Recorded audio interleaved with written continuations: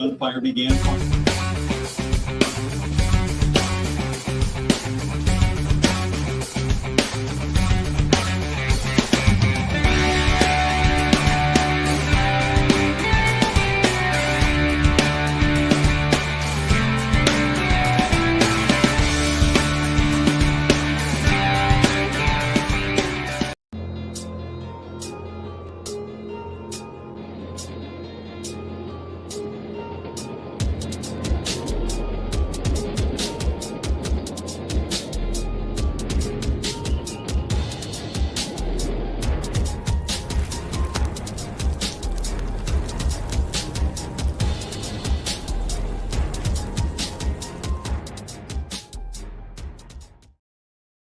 It is Victory Monday right here. We are live like we always are on Mondays from Pike's Pub right here in beautiful Bucks County, Southampton, PA, 455 2nd Street Pike, right across from the new Dunkin' Donuts next to the wonderful Angelo's in Southampton Beverage. Get down here as always as we are live for the next 3 hours.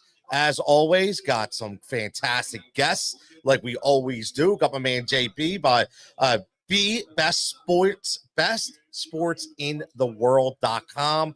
Can't wait to get him on, talk about some Sixers, some basketball, some Philly sports as always. Got my man Japan checking in like we always do. We got double Monday Night Football games tonight, which is going to be really, really interesting, right? We're going to get down to. And he's going to always have some little UFC story for us as well. And then we got my man Jimmy Mack, who's live right here in the flesh like we is every Monday.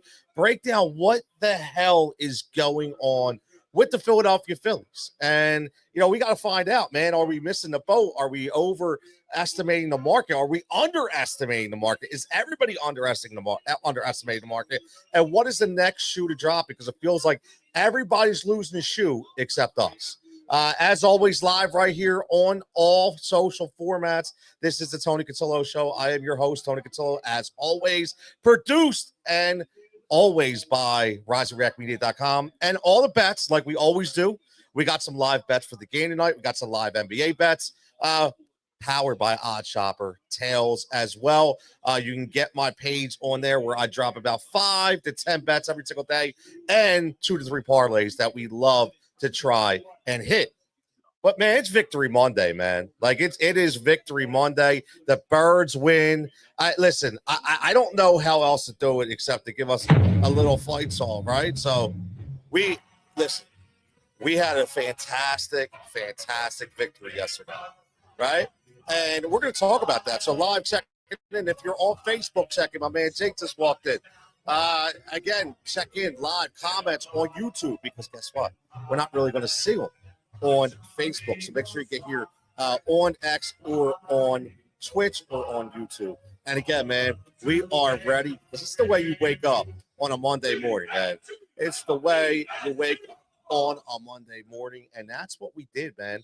We were chanting that. They were chanting at the fans like they always do. But I will say this, you know, I love to react right here like we always do on every Monday. And one of the biggest things that I think that we really have to look at is I'm so happy that I saw a couple of the people that I associate with on social media, you know, not to give any of those national pundits and outlets any time. Happy holidays if I don't see you. And you know, don't give them any time, man, because all they're going to do is they're going to leech on you positively or negatively, try to ride the traffic because we have the most intelligent, educated, and most popular fan base in all of sports. And they know that their career depends on what we do as far as fabricated clicks and traffic, right? So I am glad that people decided not to buy into that. And I am glad for the people that did, okay, that actually said, yo, I was wrong. But see, here's the problem. A lot of people were wrong all year long. And, you know, it takes a specific time period to be able to adjust in the National Football League, in any league for that matter, right? Well, you have new coaches, you have new schemes, you have new players. You have to adjust to those schemes. You have to adjust to those plays. You have to adjust to those players. I mean, this is how it rolls, man. And we saw that. We saw the wins. We saw a couple losses, right? But now, if you look at our next 3 games, Washington, big test again, right?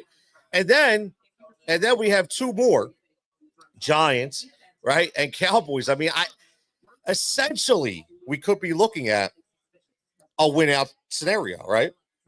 But here's the thing I will say about Washington. We have to really, really, really be careful. One thing I don't worry about is this team looking ahead. This team does not look ahead. Like, honestly, this team does not look ahead. And that's what's fantastic about it, right? They don't look ahead. They always take the week-to-week approach. And I think that's huge. And I think that's why we are winning the way we are winning right now. That's why we are able to get past all the negativity, right? And again, some of it is brought it on by ourselves. Some of it is brought it on by other people. But one thing yesterday that I want to break down, and again, everybody has listened to this all day long. If you listen to the dial, I'm sure there's a lot of different things that you probably listen to. And I'm not going to bore you for 3 hours and talk about the same thing over and over again. And that's why we mix it up, right? Because I want to talk to other people too who probably lost in their fantasy football championship or playoffs yesterday. Because guess what? Saquon Barkley and Derrick Henry did absolutely nothing. Right? I mean, who got killed by Lamar Jackson? I mean, so many things happened, right? You had the Denver Broncos again winning like they continue to do out there on Deshaun Payton with Bo Nix, who had a terrible first half, who comes back and has a tremendous second half. And we've seen him do that. So we're going to get into all that. We're going to get into the basketball world, right? We're going to talk about what's going on with the Sixers, but not just the Sixers. What's going on with the entire NBA? Like, I asked this question a few weeks ago, like, do you watch the NBA anymore? I do. I honestly do, because I love the game of basketball. But I will tell you that there's nights where it is extremely tough, right? It is extremely tough to be able to watch the NBA right now. But all that being said, let's get back to the subject at hand, the topic at hand here on a Victory Monday with the Philadelphia Eagles and the way that they – I'm not going to say dominate. I don't like that word because I just don't. You don't really dominate anybody. But I will say this, man. You out-muscled one of the most physical teams in all of the NFL. You out-muscled that team. And I, for one, am a huge Mike Tomlin fan. And I follow the Steelers because I am a huge fan of Mike Tomlin. One of my great friends is a true in and true out Steelers fan. My mom has watched the Steelers since I've been a teenager, right? So I've always felt some kind of semblance to this team. But one thing I always knew is that defensive line, whether it be Casey Hayward, whether it be Highsmith, whether it be Watt, these guys, they make other people look small. But what we did was we made them look small yesterday. And I think that was huge. I do. I think that was one of the most important takeaways from this game. It wasn't about the passing. It wasn't about the running. It wasn't about Jalen Hurts. No, it was about the physicality that we were able to unleash on a team that supposedly was supposed to be more physical than us. And it didn't happen. I mean, we could talk about that 10-minute drive all day long in the fourth quarter, right? We could talk about that 10-minute drive all day long in the fourth quarter, because that right there is the essence of why this team is able to win the way they have been able to win. Another point, again, if you're live checking in, we got about 168 people checking in live, whether it be YouTube, whether it be Twitch, whether it be X, whether it be Facebook, you name it. Listen, like I say all the time, get over to YouTube. Very, very simple. Type in TONY CUTILLO man. Right there, boom. Like I said, starting a whole brand new page right for the Tony Cutillo Show. You get on there, you get right on. Again, if you would like to be a part of the program, the call-in line is open. Okay, very simple. I'm going to post it like I always do. And this is very simple, man. All you need to do, if you have a phone, you don't need a camera, you don't need a microphone, you just need a phone. It's a phone call. Okay, it's right there. You're going to see it right there. Just click on that link and boom, guess what? It will insert you directly into the show. That's what's huge. And I forgot one of the pages, which I'm going to throw on here right now, because I don't want to leave out one of my audience. Because, again, as I'm doing this, the problem is, it takes some time when you're on social media to be able to get yourself into specific platforms. And sometimes when you create new accounts, it takes some time. So obviously take some time right here. And I'm going to go back on this as we are live. There we go. And again, if you want to get on, that's the link right there. Literally, my man Christian on the other night, Man, he clicked on it. Boom. He was in the green room. He was on. We talked about, we broke down the entire Saturday night's main event when it comes to wrestling. Because, yes, I do talk wrestling as well, because that is one of my favorite sports, entertainment, whatever you want to say. But one of the most important things I want to touch on was not necessarily the 10 minutes and 29 seconds. Okay, but what I wanted to touch on was with the way we are allowing these teams, okay, or I should say our team, to rest within the game. We are allowing us to rest within the game. It is one of the biggest storylines that's not even being talked about. You're watching the Detroit Lions they're being decimated by injuries, right? Which sucks. I don't wish that on anybody. Right? Never do that. It's some bad karma. That's some bad juju, right? If you start doing that. But what I will say is, look at it the way we've seen this before on multiple games where we've rested guys for an entire quarter. We've had drives where the game was already in hand. Your defense is resting. They're sitting there on the sidelines. They're wearing coats. They're wearing gloves. They're not even playing. Right? And again, this is what is so huge about what we've been able to do this year. This is what has been so huge about this team. And yes, we're going to pick apart certain things here and there. We're going to talk about, you saw the people talk about the Jalen Carter incident yesterday, and Nick Sirianni and Clint Hurt, who, by the way, I said this in the offseason, that Clint Hurt was one of those enforcers, one of those guys that was a huge hire coming over from the Seattle Seahawks, a defensive line coach. So we definitely are talking about that, because, again, that was a way to just basically say, yo, I'm handling it, right? It was, yo, I'm handling it. And that is where, again, I used to bury Nick Sirianni for being over the top, right? For let's just coach the team, man. Like, I don't need all the extras. Like, I'm not saying you can't be a cheerleader, but eventually, give a little fist bump. That's cool, right? A little shimmy shake. That's cool. But when you start getting crazy and dropping F-bombs and screaming at it's just, you're not supposed. It's just out of hand now. And what happens is, what you're showing your team is you're undisciplined. So if you're undisciplined, your team is going to be undisciplined. So I like what's up, right? I like exactly what he was able to do yesterday, and even the last few weeks, to kind of hold himself down a little bit, right?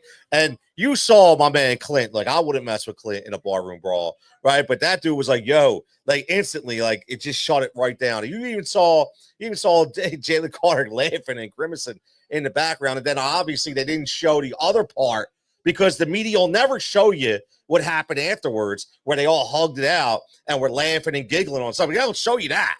They don't want you to see that. They want you to see the adversity, the controversy. Because again, these national broadcasts, they got to make their money and their sponsorships and their clickbait and their traffic. It's so nauseating. It's ridiculous. Again, we're live right here. Tony Cutillo Show, live from Pike's Pub right here, 455 2nd Street Pike, Southampton, PA. We got a host of guests coming up, man, 6:30-ish. We got my man, JB.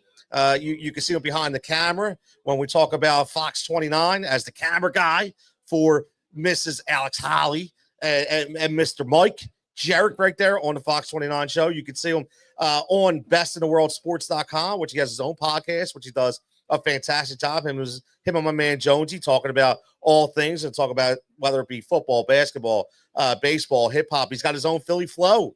PhillyFlow.com. I think I got that right. We'll make sure, where he broadcasts his own radio station, where his own music, his own playlist. My man's doing it all, man. Another guy wearing 3 hats, man. And another guy that you're not going to see the same guy over and over again, right? Same guy on the radio, same guy on let's get the same guest. I never understood how that works. We're going to book one guest on 35 different channels that says the same goddamn thing. I don't understand. I get you want the audience, but everybody's heard the same damn thing over and over and over and over. Like, it's ridiculous. Get some different people on, right?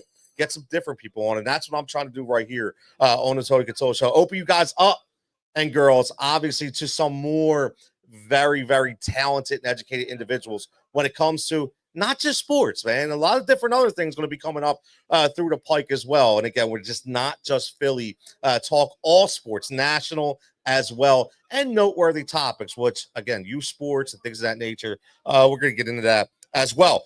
But what about this scenario too? You know, a lot of people had said, and I was not one of them because I actually drafted the guy as a handcuff and I really liked him. And I still like him. And you see why is I was always a Kenny G guy, man. I was a Gainwell guy, consistently was a Gainwell guy. I said, this dude has got the size. He's got the athletic ability. He's got the motor. He's got the desire. He's got the hunger, right? To be able a really, really, really solid number 2 back, right? On a team that we knew he was only going to get 5 to 6 carries a game. But when he needed to step into action, what he did yesterday, again, showed everybody what he's capable of. Shows everybody that he can do some things. Listen, for all these people, like I hear these bunch of idiots out there. Oh, he's not Saquon. Who the hell would say he is? Right? It has nothing to do with being Saquon. When you lose a guy of, like look at Tennessee, out there, they have 2 guys, Pollard and Spears, right? They're essentially kind of the same guys, right? But if you lose in New Orleans, if you lose Alvin Kamara, there's nobody going to step in, right? Kendra Miller is not going to step in and be Alvin Kamara. Right? Jamal Williams is not going to step in and be Alvin Kamara. They're just going to be a stepping stone, right? Meaning there's a piece to try to at least push through. I think Gainwell's more of a piece. I do. When we won, the Super Bowl with LeGarrette Blount and Jay Ajayi and Corey Clement, right? We had that 3-headed system. Now, we don't have that here because obviously we have Saquon Barkley who's going to get the ball 18 to 23 times as long as he's healthy. But to have a guy like Kenny G that can get you 10 touches a game. And again, remember, he's worked a ton on ball security. He's like a ton on blitz pickup. And that was his only issue. Blitz pickup really was the only issue for Kenny Gainwell to get more clock. And I will say this, that it shows that he's been able to work. And not only Kenny Gainwell, but, you go to the defensive side of the ball. And I don't know if you're watching my man Jalen Hunt out there. And again, he's raw. I get it. Like, he is so raw. I understand that. But I would tell you this, man, about Jalen Hunt. The reason why they drafted this guy is because they said he was a freak. Meaning he was an athletic freak. Okay? And I'll tell you what, when you get an athletic freak like that, and you can mold him into a player, let's look at Jordan Mailata. Right? Everybody said, why are you drafting Jordan Mailata? Right? And I'll talk about that. This guy went 7th round. The guy's one of the best left tackles in football, right? Because you have the people in place in order to develop the talent. That's huge. We didn't have that last year. Now, that's no disrespect to Sean Desai and Brian Johnson, but again, you brought these guys in, man. You brought these veteran guys, especially Vic Fangio, man. Especially Vic Fangio. Like, ridiculous, man. I just heard a stat. I can't remember what it was, but since 1989, not being able, I think, was holding an opponent under 20 points or something like that for a specific amount of time. Or like we haven't done this in 30, 40 years. Like it's insane what we're doing right now on the defensive side of the ball. I think I'm not going to say I'm positive about this, but I'm pretty sure we're the youngest defensive football. Like collectively, we are the youngest defensive football. And that's crazy when you think about that. Like, how many times did we bitch and moan in this town about why can't we get young guys to produce? Why can't we get the guys to play? But guess what? You don't only get one of them. You got various ones. You got multiple ones. I mean, listen, Quintanamo Bay, which I love that. Again, that's awesome with Quinyon Mitchell, who is an absolute, listen, if he's not off our defensive rookie of the year, I don't know who is, right? I mean, the way that this guy is just considerably shut down. Did you see Terry McLaurin yesterday? Did you see that game Terry McLaurin had yesterday? What he had against Quinyon Mitchell? Nothing, right? You're seeing these guys that are getting these unbelievable games against other teams, but not when they come like Philly, man. Like, you remember that year when Andy Reid drafted Lito Shepherd, Sheldon Brown, right? Michael Lewis. And we were all sitting there going, man, he basically invested in an entire secondary, right? And listen, Quinyon Mitchell is obviously light years ahead of any of those guys. But Lito Shepherd had a really good Eagles career. Sheldon Brown obviously was really gritty like a poor man's, I would say, Cam Chancellor, right? Really, really good hard hitter. Wasn't a great coverage guy, but he had a very good intellect as a secondary member. And it allowed him to recognize packages and understand scheme. And again, for his shortcomings of coverage ability, right? So that's how professionals get above that next level. So looking at that and look at what we have now with him and Cooper DeJean, who again, listen, you see what kind of player Cooper DeJean is, right? You see Cooper DeJean didn't have a terrible game, but again, like Adam Thielen showed some of his deficiencies, right? He's a young guy. Of course he's going to make mistakes, but the thing is, how does he react? Right? How does he compensate? Right? How does he come back? Does he just quit? Does he say, you know what? I'm never going to be. No, he went in to work all week and he came out and he was studly once again. So that's secondary. I can't say it enough, man. I can't say it enough. And then you talk about obviously what's going on with CJ Gardner-Johnson, another guy that is being overlooked in my opinion of how good he's been this year. A guy we sorely missed, right? Sorely missed when we let him go. And this is again, I love looking at some of these decisions because we've all questioned them, right? We did. We all, everybody, right? We have to. That's what we do. See, that's the thing. Just because we're overly critical isn't because we like hate our team. No, we love it, man. Like we are overly critical because we want to see things happen, and we understand. And when they let CJ Gardner-Johnson go, I wouldn't have paid him that money either, right? I get it, even though it was technically a one-year deal the way it was structured, but still, he had to be humbled. Right, he had to be humbled, and he comes back. We showed that we missed him, right? He comes back, and he's playing above and beyond, what he was playing for us before. We're getting a lot of contributions on this team in a variety of different areas. I mean, we don't even have to touch on the linebackers because we talked about them week in and week out. We talked about how studly our linebackers are. We talked about, how good our defensive line has been with no blitz. How about Nolan Smith? Right, we're talking about like here's a guy, pass rushing specialist.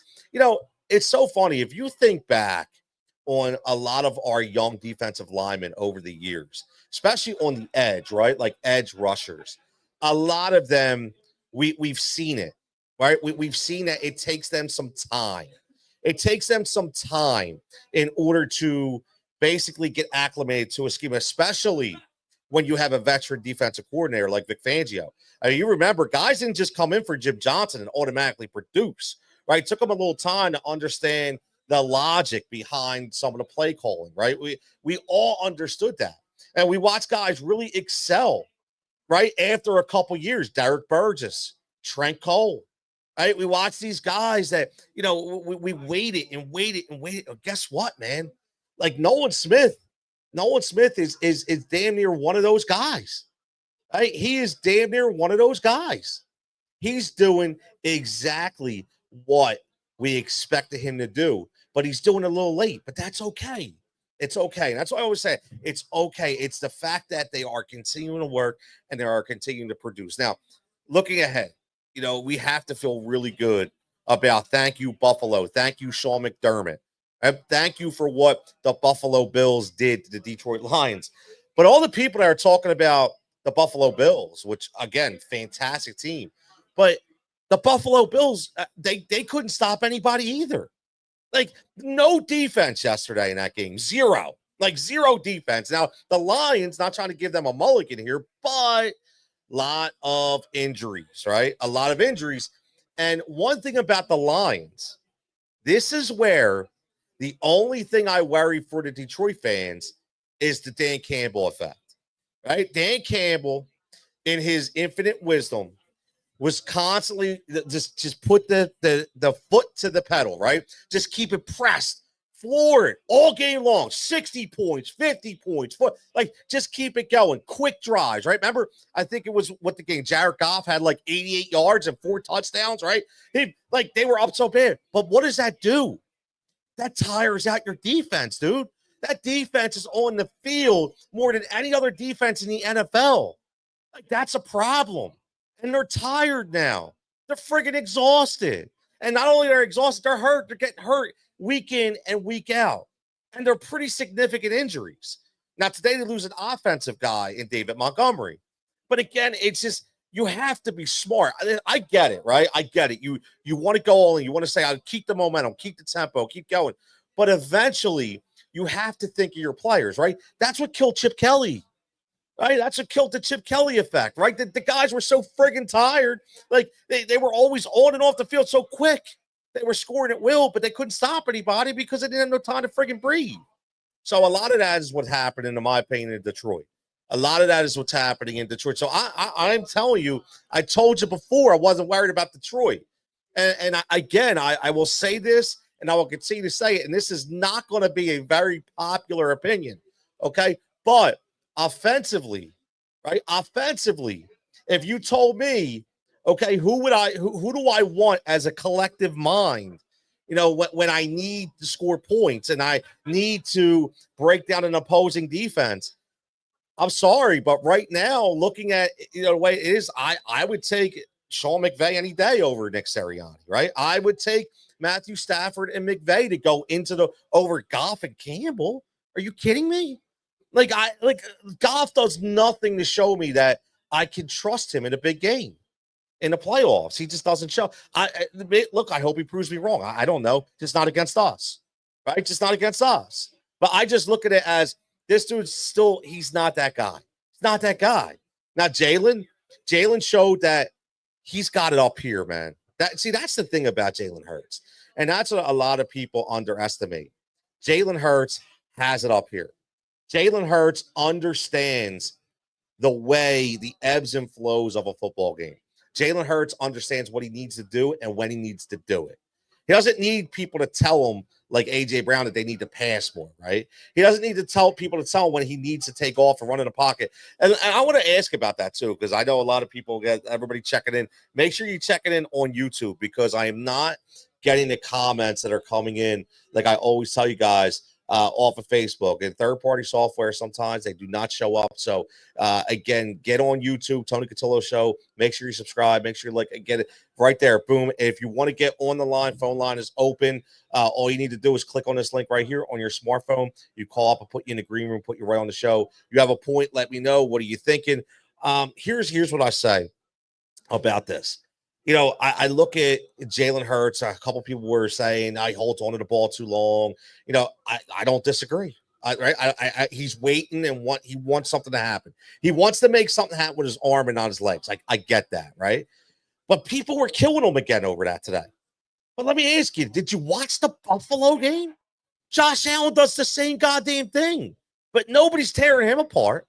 Everybody's talking MVP. Okay, well, he got sacked. He gives up bad hits. He throws the ball away, intentional grounding. He holds on to the ball way too long, right? But nobody says nothing against Josh. So, I don't understand. Again, Patrick Mahomes to say, well, everybody loves Mahomes, right? Everybody loves Mahomes. That's because they want him to be the face of the NFL, so he can't do any wrong, right? He's always being brought up because the Kansas City Chiefs are now America's team. They are America's team.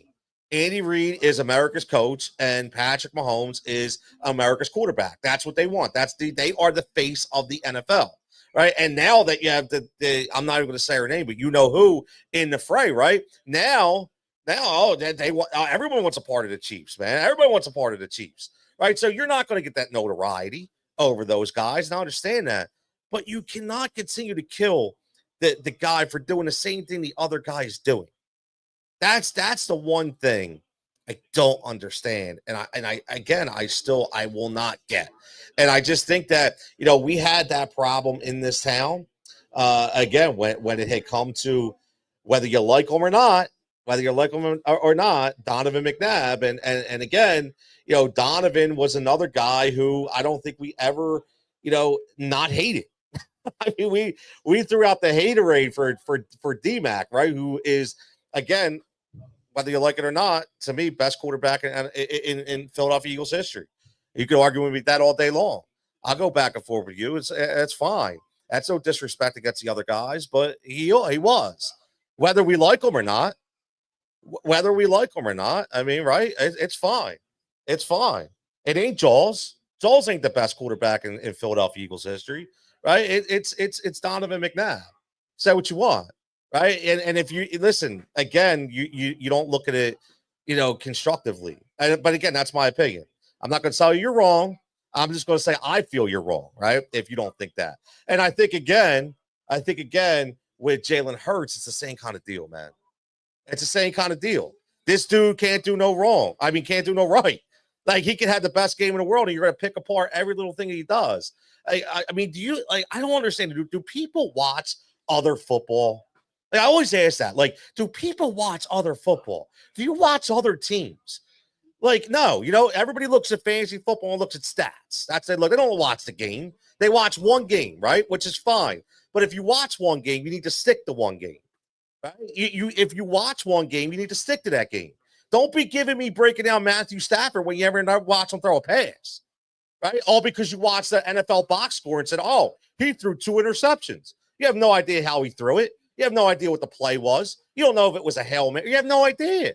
But you're in there running your mouth, right? That's the thing. You're out there running your mouth. So now, if you are watching the game, right? If you are watching the game, that's fine. That's fine. Then you can break it down. And then we could have a conversation. But the same thing's going on with Jalen Hurts right now. Same thing's going on with Jalen Hurts. And if you're not respecting what he's been able to do this year, okay, and you're not giving him his flowers yet, you're just a stray hater, right? That's all you are.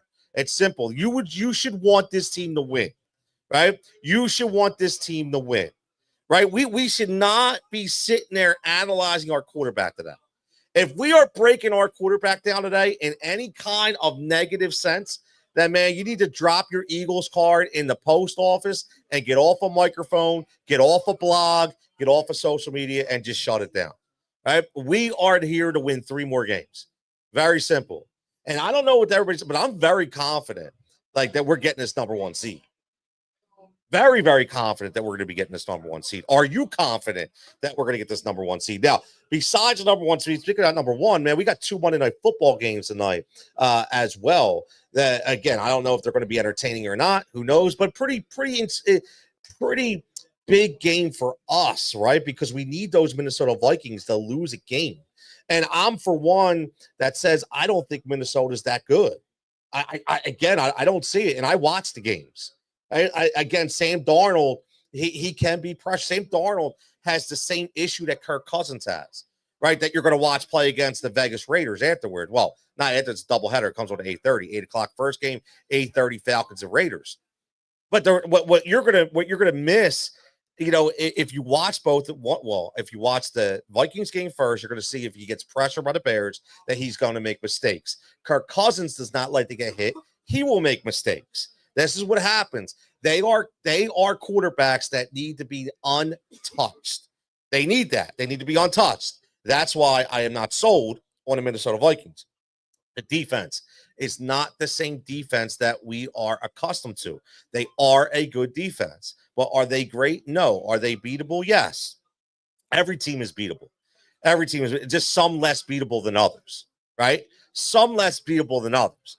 Now, that game, that Falcons-Raiders game, I mean, unless you're betting on a game, no need to even watch that. All right, no need to even watch that. You got the Sixers that play again tonight. We'll follow that along like we always do.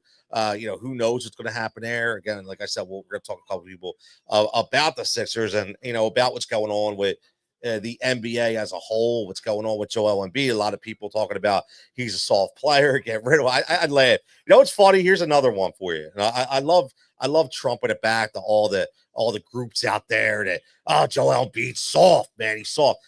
You don't get hurt like that from being soft, by the way, right? The dude got hit in the face by jumping up for a rebound between 2 guys that got hit right in the cheek, right? If you're soft, you're standing on the foul line watching the ball bounce.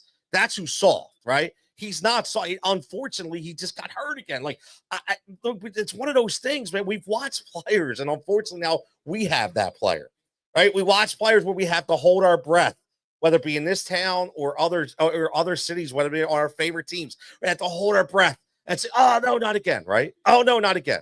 Right? And that's unfortunately that's what Joel Embiid is. Is it his doing? I honestly don't think so. I do not think so. I don't think it has anything to do with his preparation. I don't think it has anything to do with that. You show me, and I'll say as I argued with somebody this morning, Tell me how you prepare for an orbital fracture.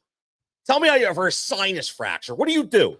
Is there like a Bowflex machine for your face that helps you out? Like all these people that are doctors and social media doctors. Oh, yeah, whatever. Like again, at the end of the day, this guy is not soft. He's just unfortunate, and we want this team to win. Now, I will flip this for you a little bit because I can't wait to get some opinions on this, but maybe it's me. I've watched the games and I look at the games and Paul George, man, like, are you seeing the same slow Paul George that I'm seeing? Are you seeing the same Paul George that I'm seeing? Because I'm not feeling it, man.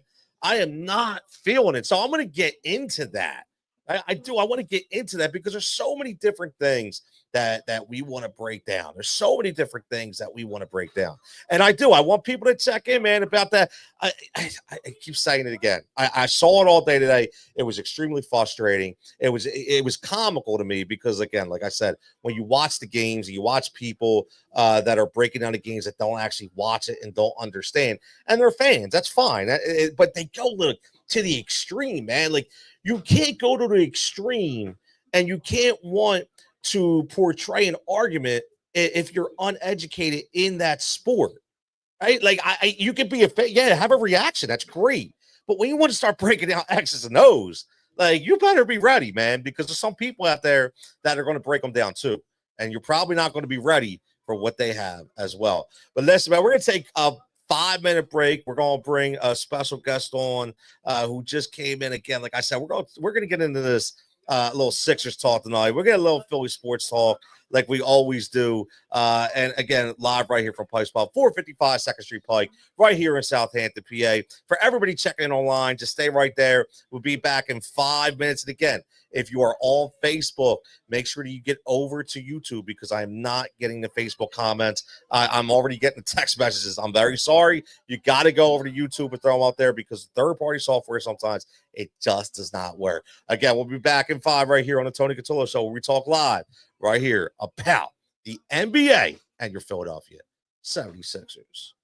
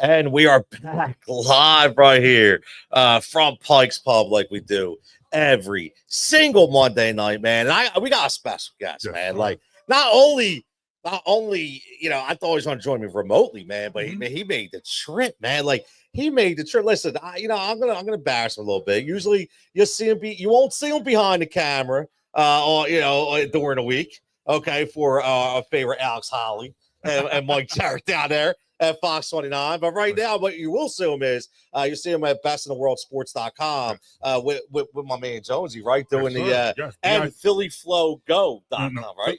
Philly Go Flow. Philly Go Flow. PhillyGoFlow.com. Yes, where you do all your own music, man. The truth of the matter is, I'm trying to be like you. I'm trying. I went to the Tony Cutillo school of how many jobs can one person have at the same time. I'm trying to be on the. I went to the school of how many different shows can one person host at the same time. That's what it is. Like if you host a bunch of different shows, at least one of them is going to be a hit. And that's what. Listen, man, you gotta try, right? You gotta try. Exactly. You gotta try. You make sure you give him a follow right here at JLB from DVM, bestintheworldsports.com. As always, brother, man, it's been real for coming out, man. But man, listen, we got to get right into this because you know why I brought you on here. We can't have nice things. No, we cannot have nice things. We can't have nice things. Oh man, I'm getting tongue tied already. I was getting so frustrated this morning of hearing people. And again, we've both been critical of the big guy. Yes. Right? Yes. But to call him soft over that injury. Well, here's the thing. And sometimes you just can't win for losing.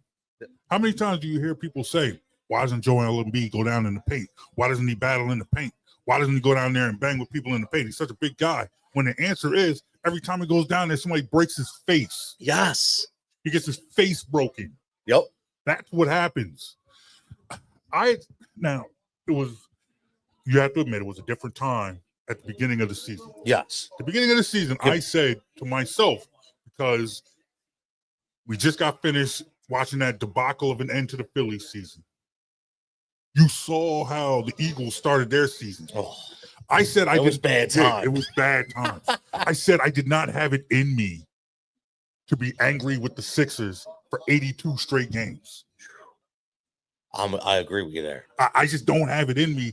I just don't have that type of anger, the anger that was carrying on. Because right now, at the end of the Philly season, I wanted everyone not named Bryce Harper to go. Yeah.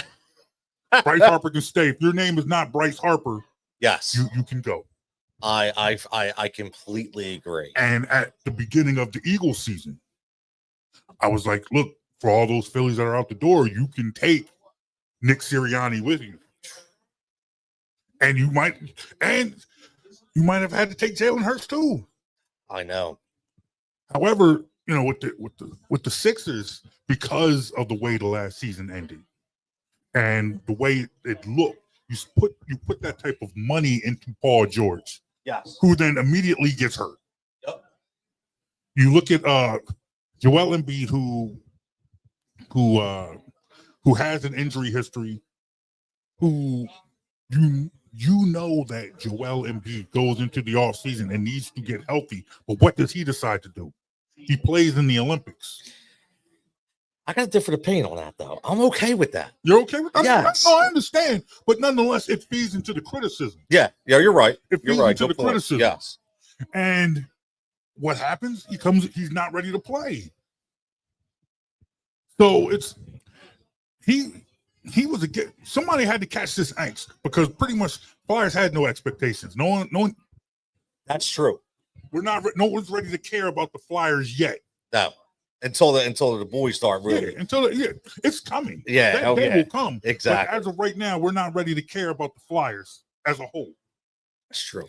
So you come in, you have your Sixers. I'm telling you, man. It's looking bad. But to me, where I am with the Sixers is I feel like this has to work.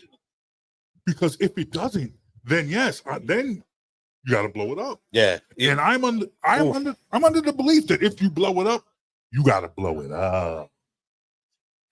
But how can you see that? See, that's the thing. Mm-hmm. A lot of people are like, and I was one of those guys, and I have to watch what I say. I will say this. I gotta watch what I say. Why do you gotta watch what you say? I gotta watch what I say, man. I gotta watch what I say. I just saw the graphic. Your name was on fire. How do No, you have to watch what you say? no, like because what I mean name was on fire. You're right, but it can always it's always taken it the wrong way, right? So I got to really, and understood. I love Joel Embiid. Yes. But I also was to say, I don't think we'll ever win a championship with him. Okay. And I said that 2 years ago. Okay. And unfortunately, it's playing out. And I hate to say it, but only because of everything he's been through. I still think that, the Jimmy Butler year, that was the year. That was our best opportunity. Yes. I still have those nightmares that he's gone, man. Like, I'm watching that Charlotte game where he knocks that three, and we're like, yes, we got a closer. Yes. We got somebody. Gone. Right? So, man, I look at this team. As soon as they signed him to the extension, you can't blow this thing up. It's unblow. It's how do I say it? I'm going to do a tongue twister. Like, I don't even know. I was going to say unblowable, but it doesn't even make sense, right? Yeah. But you can't blow it up. No. So all these people are like, trade him, get rid of him. Bro, like, it doesn't happen. For everything that you just said, and I understand it, and it makes perfect sense. I still believe that as long as Joel Embiid is on this team, the best chance to win a championship is with Joel Embiid. Because yes, I'll give you that. In the history of Philly sports, you don't see trades of superstars that make the team better. You're not going to trade a Joel Embiid and get better. You're not going to trade a Joel Embiid and move on from where you are. You're not going to pick up from where we are. If you're trading Joel Embiid, you're throwing in the towel. Yes. And to me, it's like if you're going to throw in the towel, you have to throw in the towel. There is no, hey, let's trade Embiid and build around Maxey and McCain. Even with McCain being hurt. Because quite frankly, if Maxey and McCain were players you could build around, this team wouldn't be 6-16. That's true. That's a good point. No, you do make a good point. Like again, and that's why I say you're helping me watch what I say. Yes, their best opportunity to win is with Joel. But if they decide to blow it, like you said, they're not going to get better. Yeah, no. Right? I mean, we're going. I don't want to say process, but I hate that word.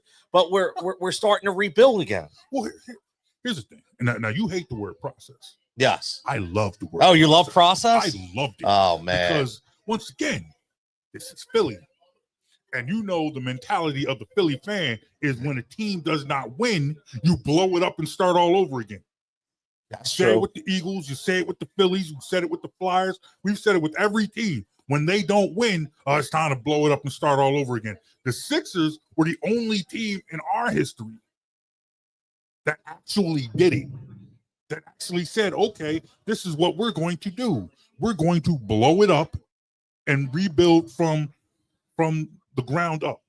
And what happened with that process? We got Joel Embiid, a cornerstone player, a franchise player. The problem is in the opportunities that they had to build around him, pretty much all of them failed. Yeah, they did. They really did. And we got my man Japan saying, I will never trust the process ever again. No. The Sixers are toast. Here's the problem. The process did not fail the Sixers. The Sixers failed the process. Yes, I will get yes. Because it got you what you needed to get. A franchise player. Yes. You got a franchise player, an MVP player, a scoring champion. That's what you got. That's true. And then when it also gave you opportunities, 2 straight number 1 picks to put around that franchise player. And you draft a guy who quits basketball in the middle. Fultz. Yes. He ruined the process. Right there. Markelle Fultz ruined the process. Fultz. But here's the problem. Every misstep of the Sixers led to success for a team that competes with the Sixers. We get Markelle Fultz. Celtics get Jason Tatum. Yeah, but hold on. We were never going to get Tatum. No, we were never going to get Jason Tatum. So I just want to let everybody know that, right? You know that. I know that. But that bad pick instantly led to the Celtics being able to get their franchise player and a guy to give the Celtics a championship. So not only did our process help the Celtics win a championship. God. Oh, yeah, I'm pissing myself off. I'm right. It's like a nightmare, man.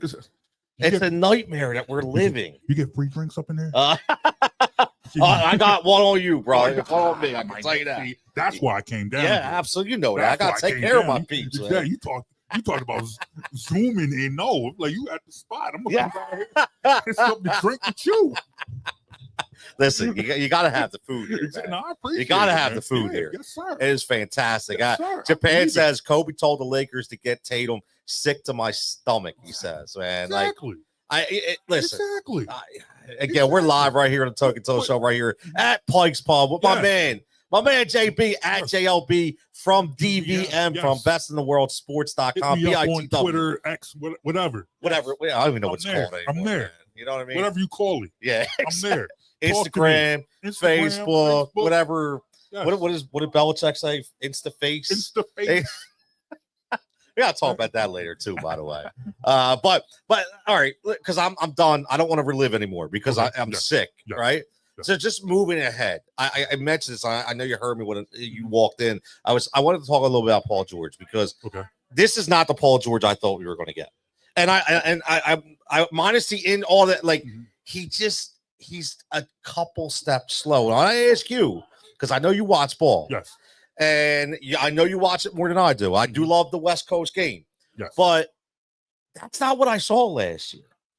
So I'm afraid, I know listen, if you think we're getting the version of Paul George for you're sadly mistaken. We're not getting Pacers Paul George. We might not even be getting Thunder Paul George. And that exactly. I thought we'd get better than we got. Is it too early to say I think he lost a step already? Well, whether he's lost a step or not, I feel like we haven't gotten a fair look at who Paul George is because we keep getting injured Paul George. And that might just be who Paul George is now anyway. Yeah. That might just be it. He might have lost a step because he's knocking on 40. Oh, he's what, 35? I think he's 30. 35. He's 35. In basketball years, he's knocking on, That's true. His knees are 40. That's true. And I feel like the one thing that we have not done, and this is probably the same issue that the Clippers had, whereas they have a nucleus where you believe that if that nucleus is together, you can do some things, but you never see that nucleus together. I think we saw with Maxey and George, this team is slightly better than when it was just Maxey. When it was just Maxey and even McCain, it's over. This team played like a lottery team. You insert Paul George, and they played slightly better. You insert Paul George and Joel Embiid, and then once again, they're looking, okay, maybe this could be a playoff team. Maybe we can talk. But now, once again, Embiid's hurt. Yep. McCain's now hurt. We're just waiting on Paul George to get hurt again. And like you said, we haven't seen it. We haven't seen Paul George yet. And for me, like I don't necessarily need Paul George to be superstar first option Paul George just yet. I don't mind the version of Paul George we are getting now, as long as you still have a Tyrese Maxey, and up until recently you had McCain. Yep. But that sucks, by the way. That absolutely sucks. Like that came out of nowhere too, man. Like, again, can't have nice things. No, like that was going to be our one thing this year. Exactly. Look, we rookie of the year. But that was also it. In the post failure of the process, you were able to find a diamond in the rough like Tyrese Maxey later in the first round, a guy who ends up being a piece that you can build with. And then lightning strikes twice when you bring in a McCain who can give you points, can serviceably run the point in the fact that he won't turn the ball over. Not necessarily a guy you want to run your offense through, but he is somebody you can trust to bring the ball down and find an open guy. So you had those pieces. So to me, if you have those as your 3 and 3A pieces who can move up and be 2 and 2A, I don't need, as long as Paul, I just need Paul George to be better than Tobias Harris at this point. Oh, well, listen, if he's better than Tobias Harris, if we got some problems, man. As long as Paul, as long as I'm not missing Tobias Harris, I'm cool with who Paul George is right now. That's a big $200 miss, $200 million miss. Yeah. I should say, man, exactly. My God. Japan says it's the East. They definitely should make the playoffs with just Maxey. I don't agree with that. No. It's just the East. I don't know, man. Like, I think, see, this is where at Japan, listen, I'm not, no disrespect. I've I've watched basketball, and even coming into this year, like, I hate that Banchero got hurt. I hate that Franz got hurt again. Like, I was looking forward to watching that Orlando team. Yeah. Because they are young and hungry.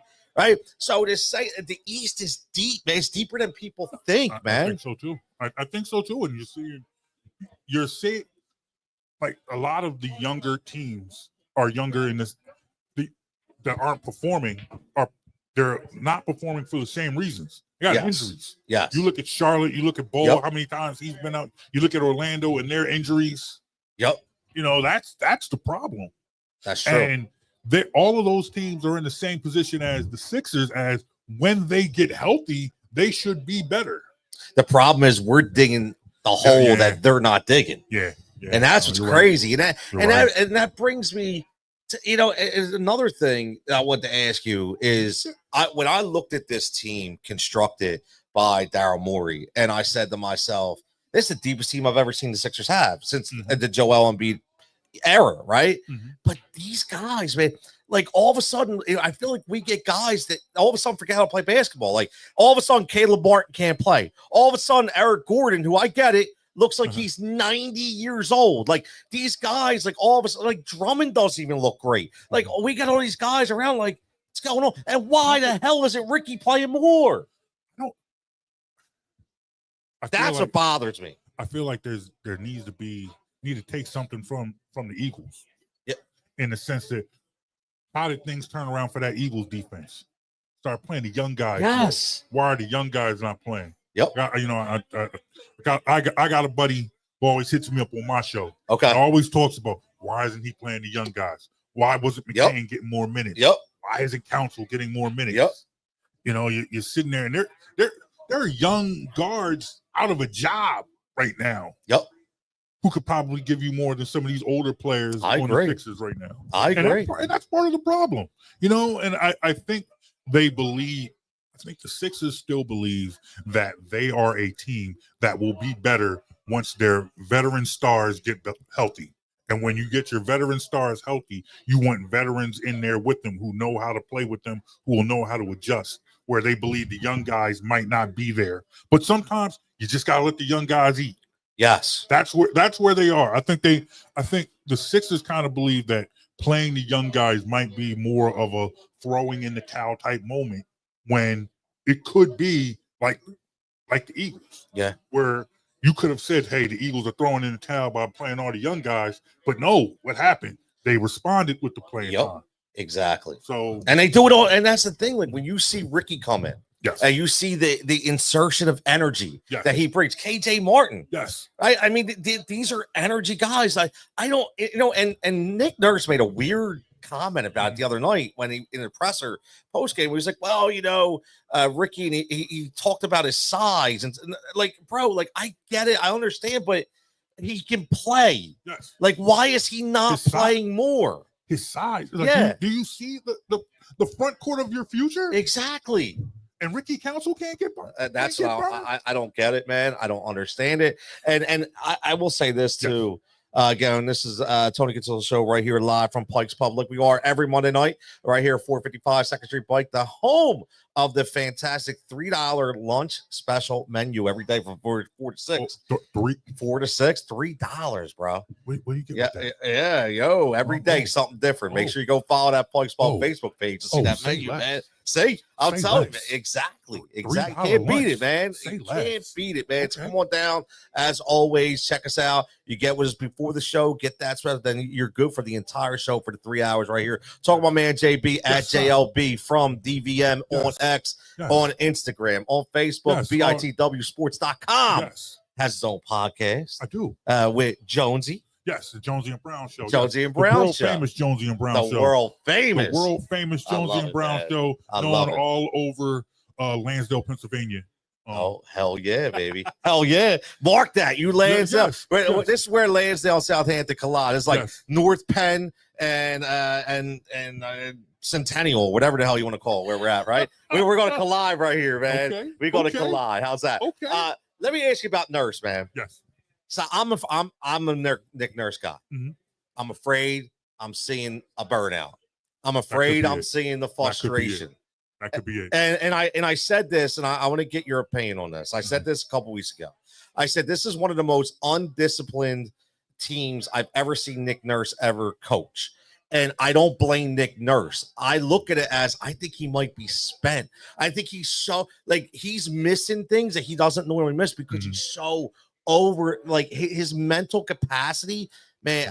He's on E, man. I'm afraid that we kind of could be pushing him out. Oh boy, well, I certainly hope not, but that certainly makes sense. Especially when you have, this is a guy who won a ring, took a team to a title, basically built a franchise, took Toronto to heights that it had never been before. You get shown the door there, you get picked up by a team that's supposed to be on the cusp of making that move. Yep. So you go from a situation where you are shown the door from one team, a team you brought a championship, to a team that told you that they had championship aspirations. You got scoring champ on your team, MVP on your team. You got a budding rookie on the team. When you walk in the door, you have a former scoring champion and an MVP on the team, who then immediately calls the GM a liar, says he wants to leave, but still, nonetheless, when you walked in the door, you believed that James Harden was a happy guy, wanted to be there. He was. He's happy now again. Yeah. You thought you were walking into a team with James Harden and Tyrese Maxey, a budding guard, who was on the cusp of being a superstar. And what happens? First things first, James Harden wants out. You're right. He wants out. I'll give that to you. Then you have your superstar who has injury histories. Now just see, like, it's one thing after another. One thing after another. There's nothing you can really do. There's nothing you can really do. Who might have a few, if you want, for the lack of a better term, some character flaws. How important they are, how pivotal they are, how crucial they are. That's up for debate. But nonetheless, there are some red flags to the way your star player has carried himself along the lines.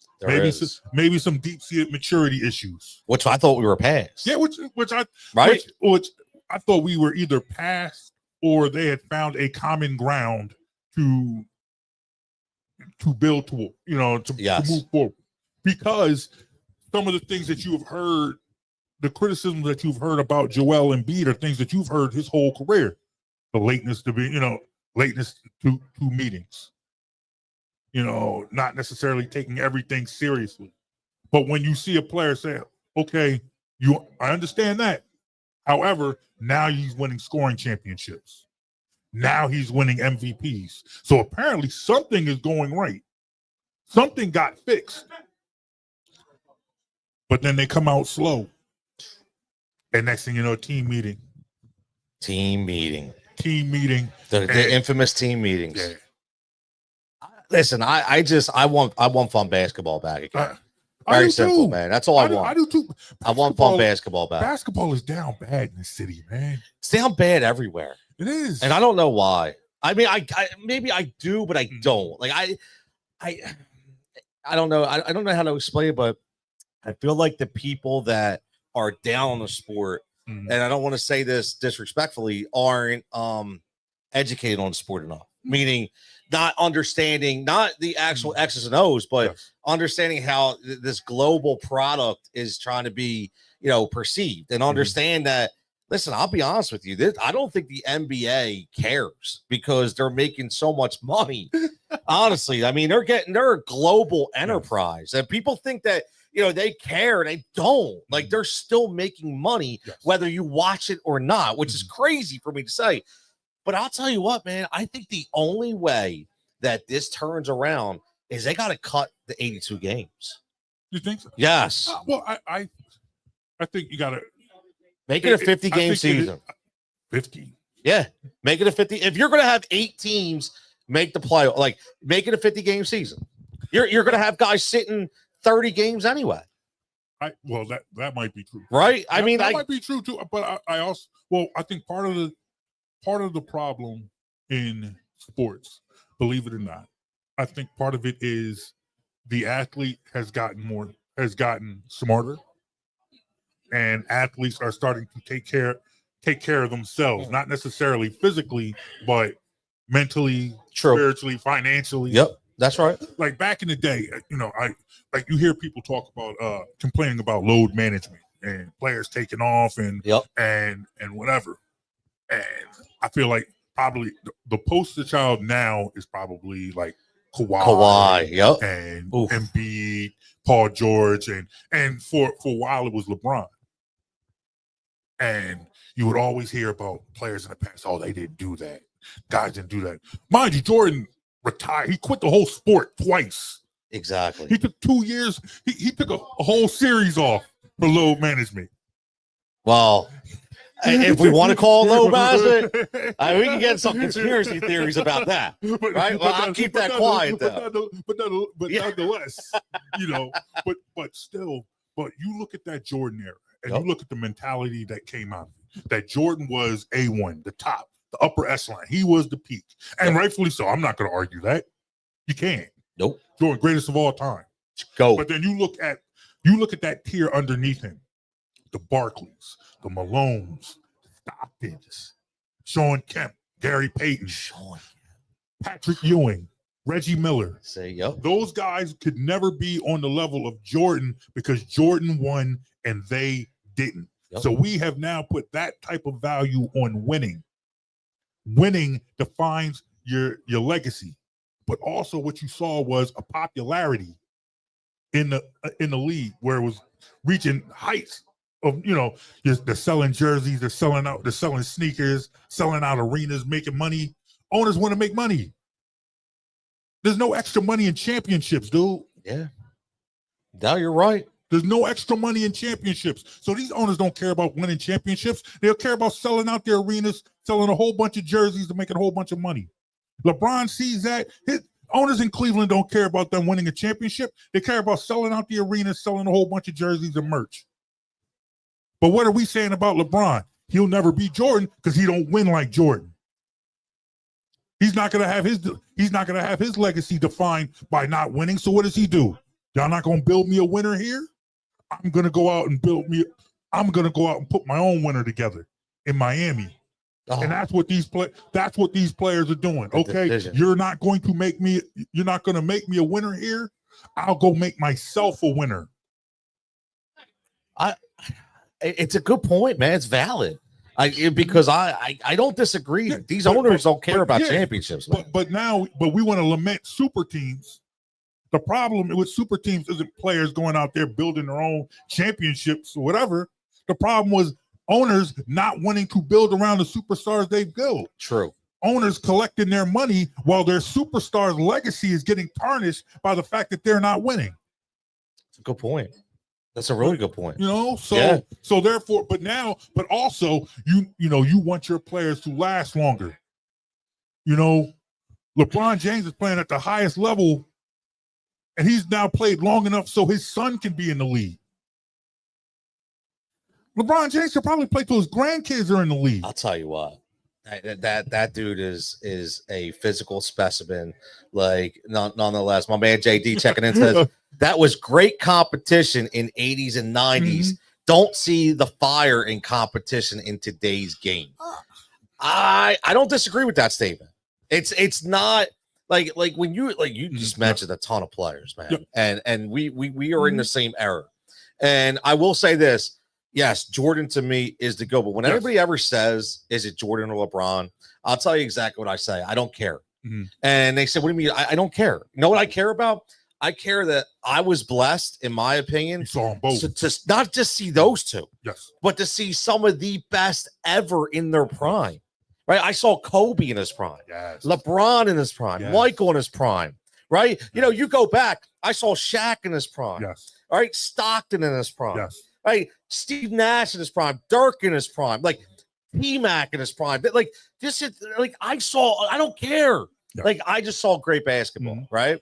So when I look at today's game, I agree with JD. I don't see that fire. I see the competition, but it's more of a friendly like me and you could probably go out on a blacktop and have the same competition. It's not what we used to like he said, Jordan, then Kobe, LeBron, not top 15. Now that's going to be an interesting discussion for another day, because that could spiral right here. Are easy there, buddy. Yeah, this could spiral. Calm down there, buddy.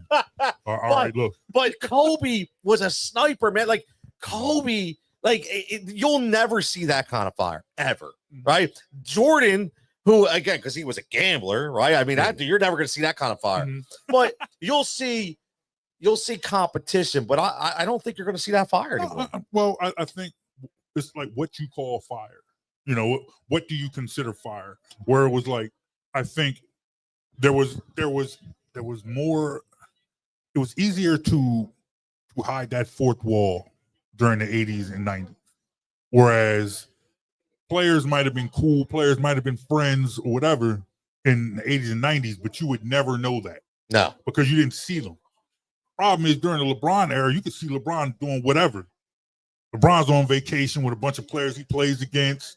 You would never know that. No. Like I remember when The Last Dance came out. Oh yeah, I can't remember. Yeah, I loved it. I think it was the first every Sunday night, man. I couldn't wait. Couldn't wait. I think it was one of the first episodes, and they showed the night of a playoff game, the day of a playoff game, Michael Jordan out playing golf with Danny Ainge, and I'm sitting there thinking, well, I didn't think that happened. Yeah, right. You know, you told me that back in the day, you know, in the 80s and 90s, players hated each other. They hated each other. You know, if I saw Danny Ainge and Michael Jordan on a golf course together, I think they were trying to fight each other with clubs. Yeah. They ain't out there playing together, hanging out the day. And you think about that now. Yep. Playoff game. A game 7. Joel Embiid goes out to play golf with Jason Tatum. Oh, we would bury it. We would be burying it. And mind you, you think about that. The Bulls lost that game. That's right. They did. What was that? Not last year, but the year before, where they lost in the to the Celtics in 7. Who? The Sixers lost to the Celtics in 7. Game was what brutal. if you found out? What if there somewhere on Twitter there was pictures of Joel Embiid and Jason Tatum going out to brunch, maybe hanging out at Dave and Buster's, man, just hanging out, having a good time, and then Joel Embiid and the Sixers lose Game 7 later on that day? Yeah, that can't happen. That would be the end of Joel Embiid. Pitchforks. Yes, that would be the end of Joel Embiid, man. The absolute end. There'd be radio. Yeah, there'd be radio stations. There would definitely be radio station program managers would be feeding their children off the vitriol that would be coming down. Oh my God, that would not be good. Exactly, man. But I think the competitive, because players still want to win, because in the end, because it has only gotten worse in the sense that winning defines your legacy. Yes. If you do not win, It's like, yes, Joel Embiid has scoring championships. Yes, Joel Embiid has an MVP. Joel Embiid ain't up there with Steph Curry because Joel Embiid has no ring. Steph Curry has rings. Yep. Jason Tatum has rings. Yes. Giannis has a ring. You know? Ring, yeah. I mean, that was the Dan Marino argument for years. Yes. Yeah. You have to win. He has no rings. He has no rings. So therefore, I still believe, like, I don't believe Joel Embiid goes out and does not win and is just cool with it. Like, all right, let me just go hang out. Yeah. Didn't win a championship again.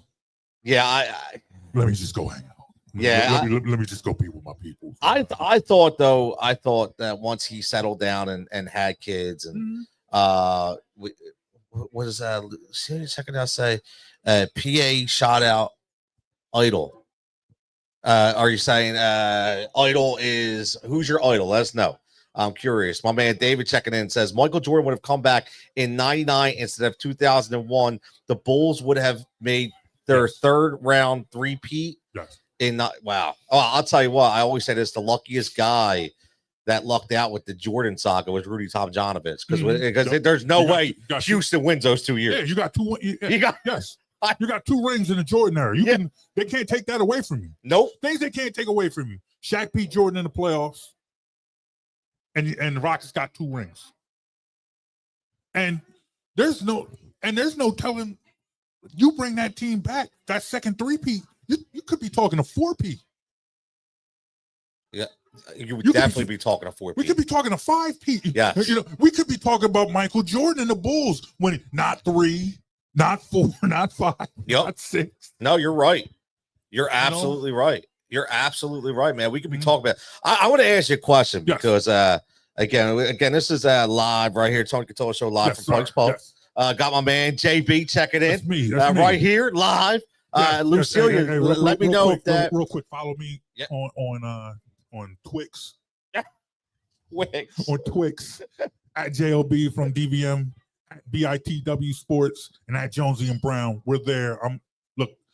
I got one phone and a bunch of different accounts. I love it, man. I love it. If you follow me, I will talk to you on one of them. Yes, he will. Yes. Again, because I can tell you that because that's how this started, right? Yes. That's how this started. But I gotta ask you this clip. It's not a clip. It's a vote that I put out there. I think it's very, very interesting. And again, we're gonna keep this segment going. We're gonna cut it a little short, but we're gonna keep it going because we're having a good conversation. Japan, you will be on 7:45, and then we're gonna go a full hour with man Jimmy Mack. We're talking about the Philadelphia Phillies, man. At 8:00, we're going a full hour, 45 minutes to an hour. All Phillies, man, 100%. Because the comments are coming in about the talking. When you're running the show, you got to kind of go, with what goes. You know what I mean, JB? You got to go with it hits, man. Yes. So here's a question for you. People want me around. Yeah, it sounds like that, man. People are enjoying me. Yeah, they're going to enjoy you. So we're going to have to take you to 7:45 here, man.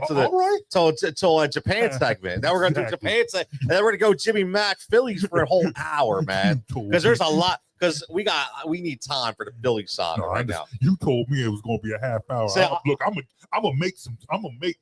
take advantage. I said 15-20. Look at where we're at, 20. Man. It's good. Oh man, you never know where it's gonna go. Man, never know what's gonna go. I'm not going anywhere. Look at this poll right here. Okay.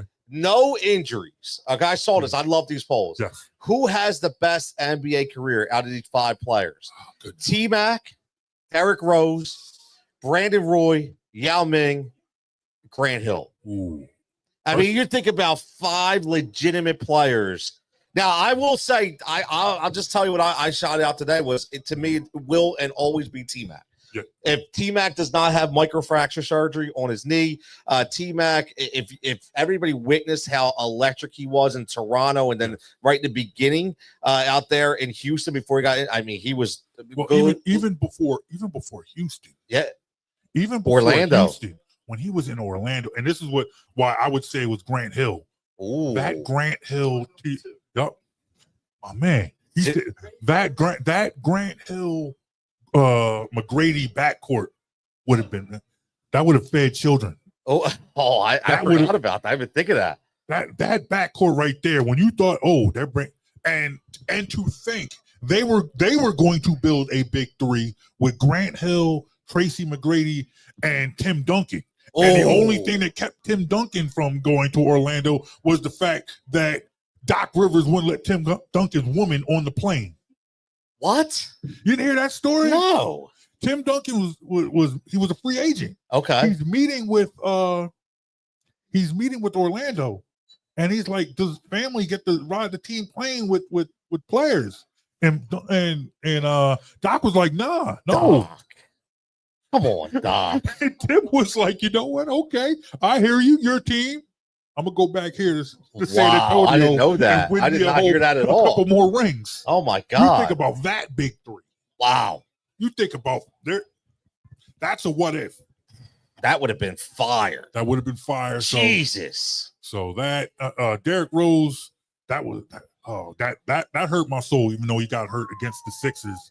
And that put the Sixers in history of being an 8 seed that beats a 1 seed, but you hate to see it.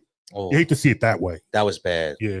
And that's another guy. You talk about moves, handles, mobility, sweet shot, man.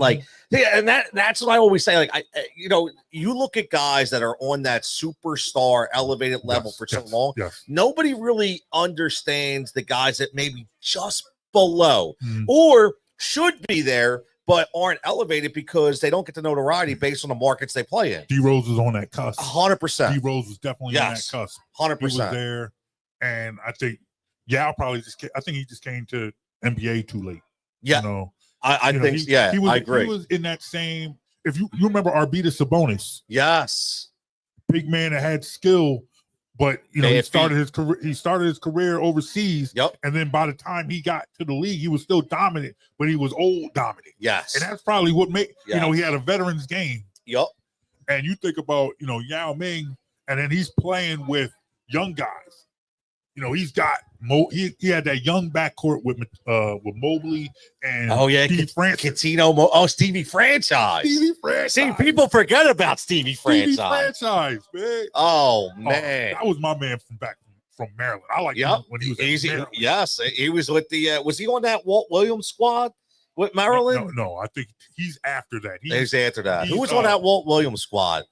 Oh man, I'm making you think now, man. The Wizard, Walt Williams out there. Walt single-handedly brought the high socks back.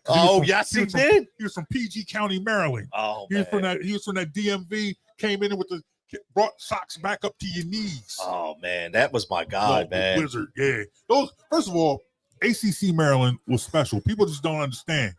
Back ACC Maryland, especially ACC Maryland basketball, because nobody cared about Maryland football. But right.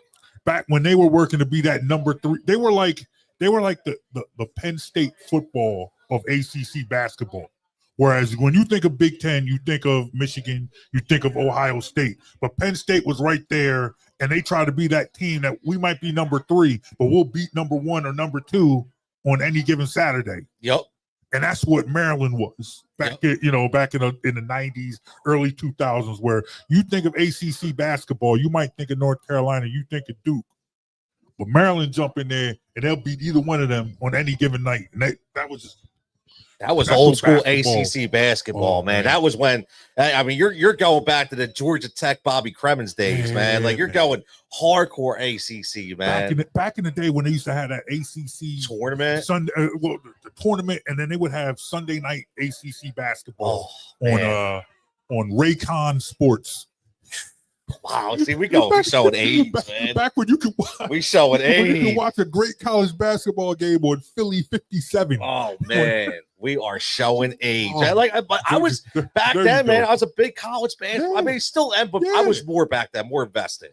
And I think because in the Philly area, I always bring it up, man. Shout out to my man, my first basketball coach ever, my man, Mr. Clyver, Bill Clyver. Check it out. Temple's own, alumni. And he gave me the Temple experience. Yes. He brought me to the Palestra for the A10 tournaments where I sat on the benches and all day watched St. Bonnie's, watched LaSalle.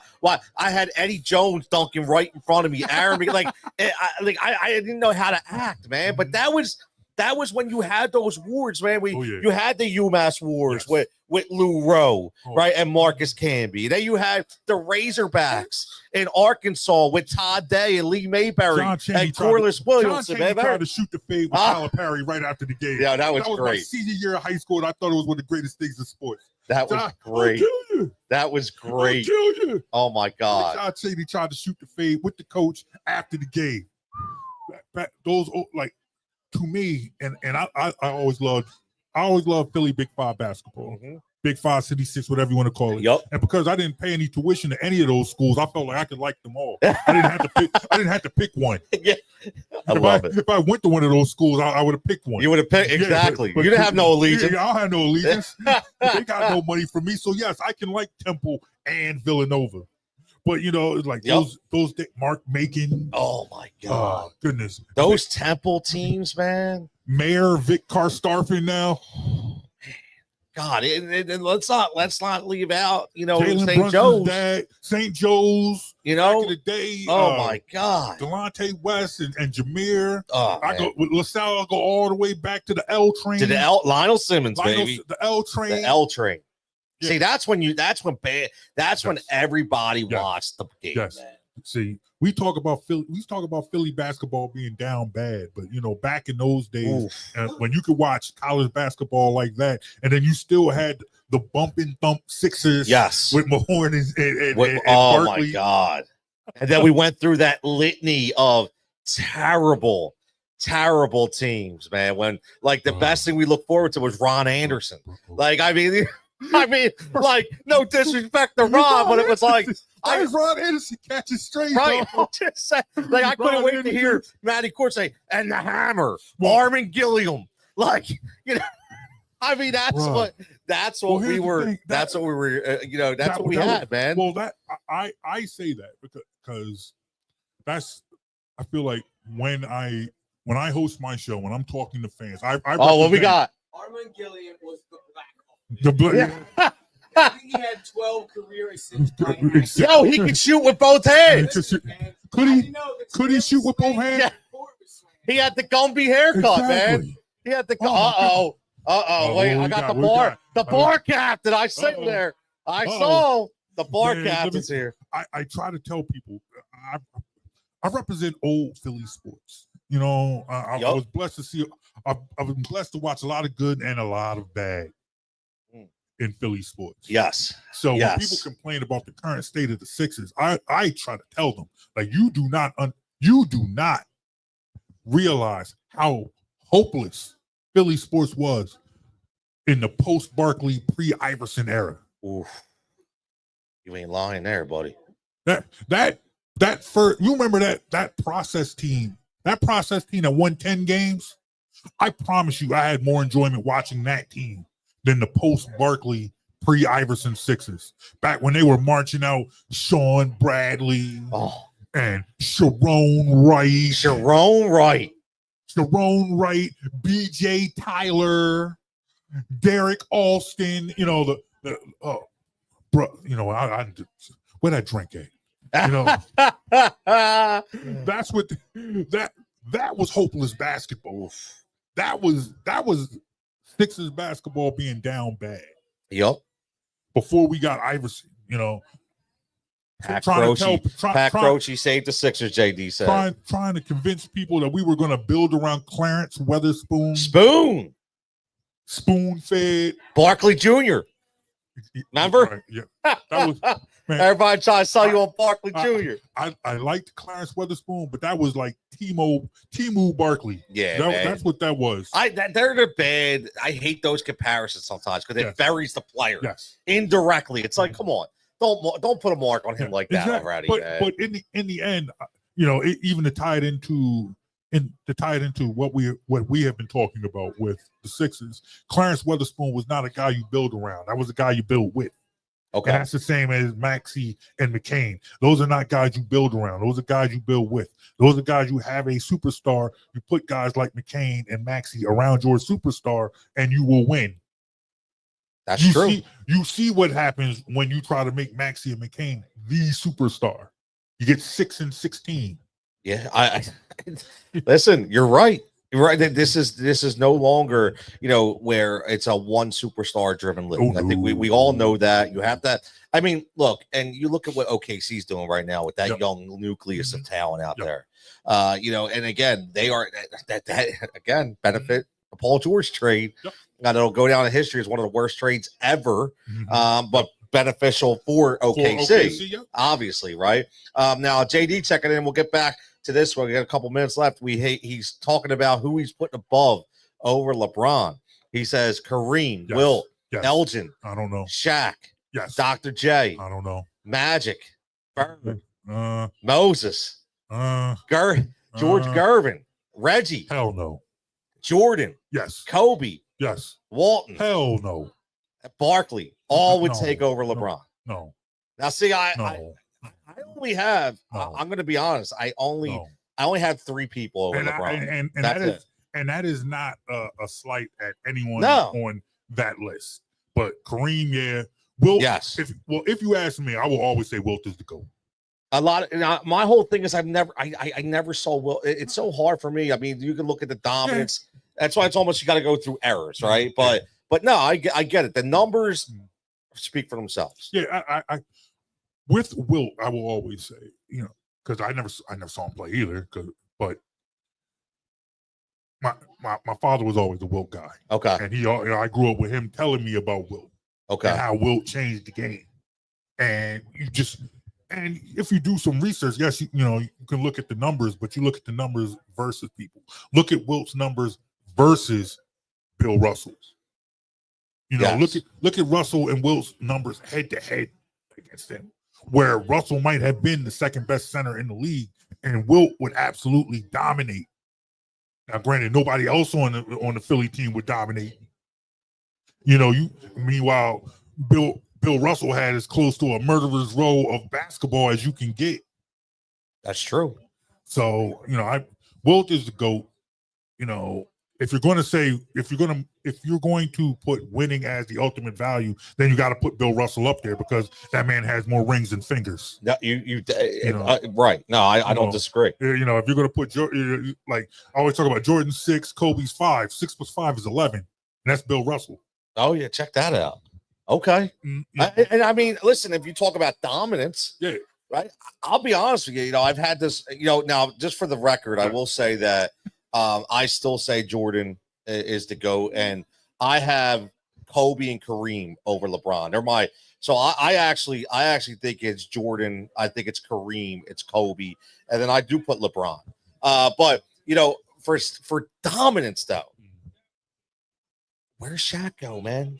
I think Shaq is up there. Just dominance. You're talking about he changed the game. He changed the game, and he was so good at what he was good at. Yes.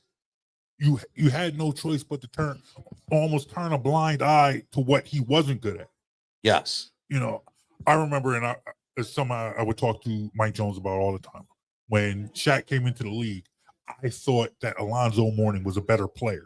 I thought he had a more polished game. He did. 100% had a more polished game than Shaquille O'Neal. But Shaquille O'Neal was so dominant, it didn't matter. Right. That Shaquille O'Neal was so dominant, he could wait on the polish. Whereas Zoe came into the league polished. Yes. Zoe came into the league, could hit the mid-range jumper, could bang underneath. Yep. Could hit a 3 if you needed to. Whereas Shaq, he was just going to eat you up in the post, and that's it. But he ate so many people up in the post, it didn't matter. You didn't need him there, the mid-range jumper. Exactly, you didn't, man. You didn't need Shaq to hit no mid-range jumper. It didn't matter. You didn't need Shaq to hit free throws. Yep. We're going to win this chip with the guy shooting 2 for 17 from the free throw line. All that, whatever he was trying to do with that, that was horrendous. Exactly. No, Shaq was absolutely, Shaq was a dog, He really was. Now, JD says Walton and Dr. J changed the game also. Mm-hmm. Yes. There's a lot of game changers. Well, that's the thing. You hear, and this is another conversation I have with people, because people just think it's unfathomable to think that LeBron could ever be better than Jordan. And once upon a time, it was equally as hard to believe that Jordan was ever going to be better than Doc. Yes. You ask those old school basketball fans from the 80s, when they first started talking about Jordan as the next GOAT. And they're like, whoa, this guy can't be better than Dr. J. Who is this guy you think is better? Because he has some flashy sneakers? Exactly. They say, who is this guy with these Nikes on? Who wears Nikes? Nike. Hand me my Converses and Oh let's go out and play. Man. Listen, man, there's a lot of game changers, Yes, and there's a lot of game changers. Yes. Like Steph Curry changed the position. Yeah. Obviously, AI changed the culture. Yeah. I say that all the time. AI brought hip hop and street to the game. Yes. And again, I mean, you look at it, man. It's all these different errors, and I love going back and watching. Oh yeah. I love going back and watching, man. Mm-hmm. But listen, JB, man, this has been awesome, bro. Man, I appreciate seriously, it, man. this has been fun to me. You do this every Monday night. Every 3 Mondays a month. 3 Mondays a month. 3 Mondays a month. You just come to this spot 6 to 9, and they just let you put up a they just let you put shout up shout out to my man Matt McCarthy, my man that owns Pike's Pub. They let you come in here, yes, sir, with your laptop and just do a show. Yes, and broadcast it out to the world. They best in the world. Best in the world. I appreciate it. Yeah, baby. This is awesome, bro. Yeah, man. So, check it before we get out of here, man. What you got? Like, I know you throw it out there, but when is your podcast go? Like, is it a certain night or just once a week? Once a week, usually on Thursdays. We try to stick to Thursdays. That is the Jonesy and Brown podcast. You can follow us on Facebook, Instagram, Twitter, Jonesy and Brown, or you can also follow us at BITW Sports. That's once again Facebook, Instagram, Twitter. If you are a fan of throwback hip hop and R&B, you can catch me on PhillyGoFlow.com. Once again, Philly Go Flow. I'm on from 2 to 6, playing that old 90s hip hop and that the best era ever. Exactly. All that stuff that your parents used to not let you listen to because it had the sticker on in the corner. PE. Exactly. Or PA. I'm sorry, PA. Parental advisory. Parental advisory. Thank you, Tipper Gore. Yeah. But all that music, you can hear that 2 to 6 from me, PhillyGoFlow.com. We're on right now if you want to. I mean, don't turn away from nah, man, yo. I would not. It is all good. My man JD checking says, great job, JB. Been fun. Appreciate that. Listen, JD, you're gonna be hearing more of JB. Now that I know where y'all at. See? I'm no longer waiting for an invitation. Listen, man, that's what it's all about. As long as you're going to set up, you just go keep that microphone right over there. Yes, sir. You might just, you just might hear me. Yeah, man. You beatboxing? We interrupt the show. I have something to say. I love it, man. I appreciate this, man. Thank you. Yeah, absolutely. Listen, and everybody, just make sure you subscribe to the Tony Cutillo Show on YouTube, because this will have I podcast every single one of these episodes in their entirety and the interviews exclusively. So it will have all of JB's information there as well. So you'll be able to just click and go and be good to go. I need those follows, man. Yeah, man. We all do, man. I can't afford to get myself verified. Yeah, I can't afford that, man. Elon just keeps up in the game on us, brother. You know what I mean? That man can't have no more of my money, man. I need to get verified the old-fashioned way through some popularity. Yeah, man. So cred. Exactly. So wait. So Alex can't give you that cred, man? Absolutely not. Yeah. That woman has a career. She needs. She's awesome. She can't be associated with. Maybe Mike. Maybe Mike. Mike could stand it. He can hang out with me. Yeah, Mike's all right, man. He's an interesting guy, man. Good people. I thank that place for their employment, because they pay for whatever I have over here. I hear you, brother, man. Yo, you're always doing it every day, man. Early. I'm trying to catch up with you, man, because you have an empire here.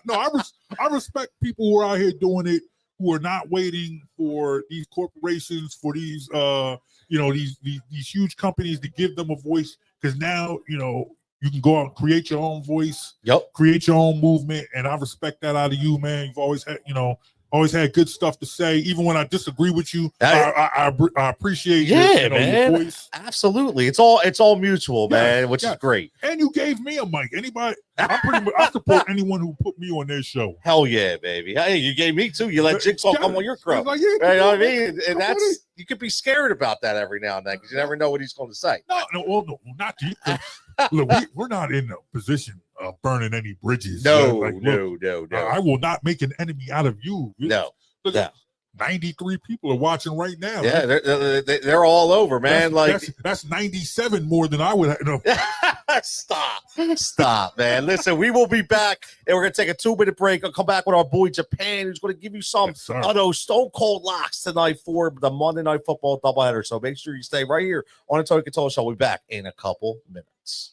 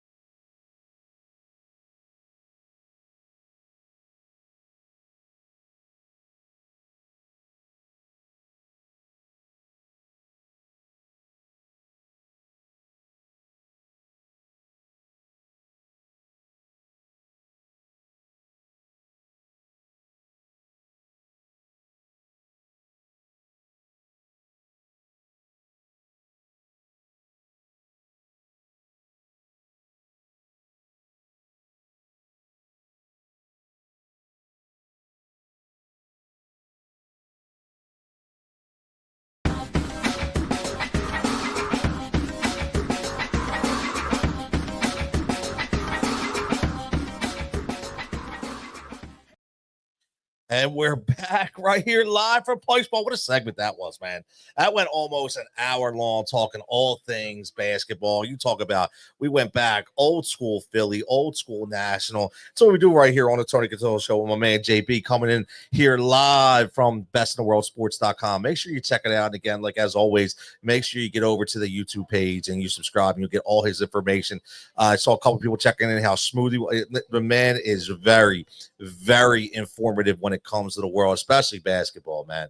It does some really, really good things. And as always, like I tell you, I'm trying to bring different personalities to everybody, not just the norm. A lot of talented people out there that you don't always hear from and don't get the notoriety they deserve. I'm trying to change that. Speaking of change, we got a doubleheader tonight in the NFL. And I'm not saying that, listen, the first game starts at 8. I like.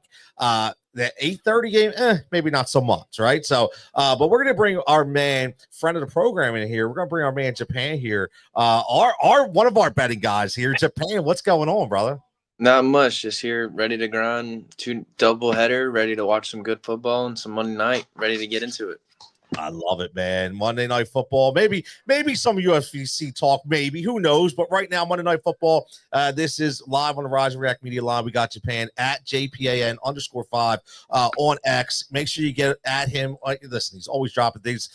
Jumping in and driving the line, into the club. I didn't get any first touchdown bets tonight, Japan. I'll be honest with you. I forgot all about it. I was doing my own thing, man. But what are you looking at tonight in this first game that's ready to kick off in about 10 minutes? That first game, I went ahead and I went with Drake London over his receptions, and at 5.5, and I got that at 108, and I went with that. That's just both of my plays tonight are just emotional hedges. I got both of my players in fantasy leagues, so my fantasy. I need them to do good. So if it doesn't do good, I won't cash my bets and I won't move on. So, but that's the reason why I went Drake London. I just think Kirk Cousins is going to get it out to him. That's his guy. Hopefully he hasn't thrown a touch. Kirk Cousins hasn't thrown a touchdown in about 40 days. It's been since the beginning of November. So that's a crazy stat. Hopefully he can get Drake London, get over 5.5 receptions, maybe find the end zone. I'm hoping a big game from London today in the first game. And then moving to the second game, I took Aaron Jones over 65.5 rushing yards. And I just think with the Chicago defense that he can get that and he can run all over them. And then I also did the Vikings first half -3.5 at -120. And that's just a play on the Bears coming out flat first half. I don't know if they don't know when the game starts at all, but they just don't first half, and second half they turn it on and they do pretty good. And another leans that I did have were Caleb Williams rush yards. I didn't fire on that. Did like that. Mayer's receptions over 2.5 at plus money. I like that. I took that. I took the plus money, Michael Mayer. I did. I and again, for those who don't know, I do a thing called the plus money prop train for OddsShopper Tails. Get over to OddsShopper Tails. You see the link in the description. It's $20 a month, and literally it's nothing but plus money bets. And I literally, again, I say this all the time. We're hitting at a 68% clip on plus money bets, Japan. So that was one of them that I saw. I listen, when it's plus money, and you got to get them early, because when it's plus money, it sits there, but they change, man. They change. Now you went Drake London, who I love. I went plus money Darnell Mooney over 4.5 at plus 130 when I got it. I got that at ESPN Bet. Now I like that just because, again, I think Kirk Cousins. This is the way I think. Kirk Cousins is playing for his job.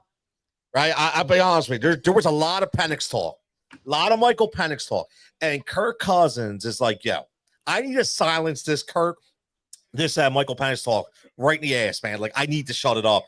And I think he goes. I think he's going to hammer London, and I think he's going to go deep multiple times to Darnell Mooney. So I actually have I have Mooney at over 4.5.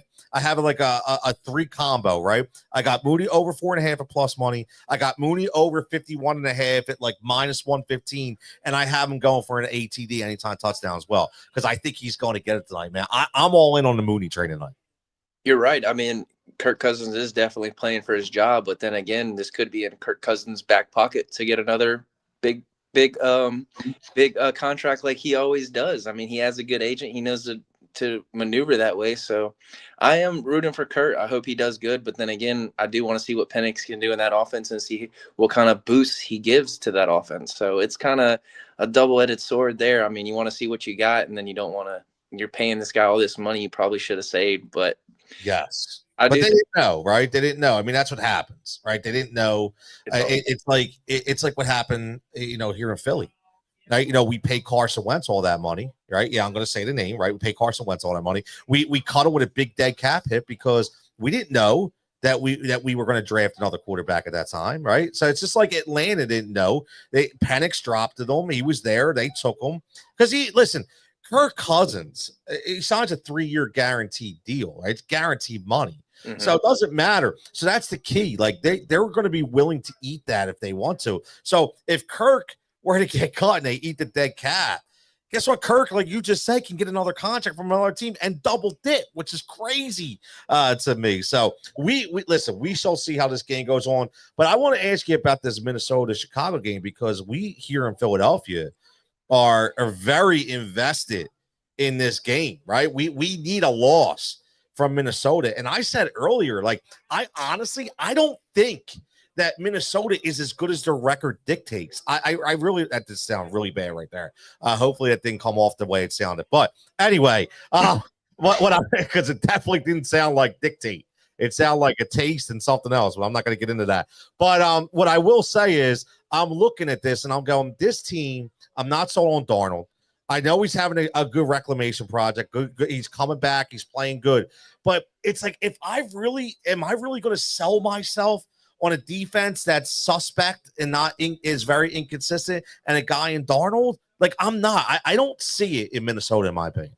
No, 100% correct. I mean, you put all that faith in Darnold, but then again, when he lets the ball fly, it comes with those interceptions. So turning the ball over and not take care of the ball, and that's what he does. That's what he's been known for. So with him throwing the ball, and if they're going to their defense isn't going to do anything and their offense has to stay up tempo all game and has to throw the ball, those mistakes are going to come, which in the end will haunt him because he cannot play mistake-free football, which they have to do for them to win. And I mean, you got Jordan Addison in the slot, Justin Jefferson probably going to take the top off. Hopefully he has a big game. And then on the other side, you got to see if Keenan Allen's going to do anything. You got Rome Tuesday. He should do something. And I mean, their offensive line for the Bears has gotten a little bit better, but there's still not enough time for Caleb to set his feet and get everything for him to go through his progressions and everything. So that's where I see him taking off a lot. And the books have not adjusted his line in rushing yards, and he's gone over it the last 4 or 5 games. Yep. So it's one of those things you got to keep watching, and hopefully Caleb can get things going. And I mean, I do have the Vikings first half, and maybe they can get the first half, and then Bears can come out in the second half and get them going.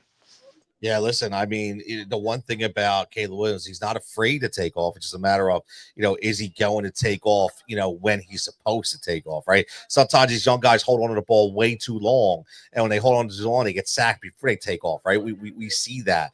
LaMelo Ball did play tonight. Okay, I'm checking as we're watching here because I took LaMelo Ball's threes over 3.5 because it was plus money. It's what I will say. I bet a lot of NBA.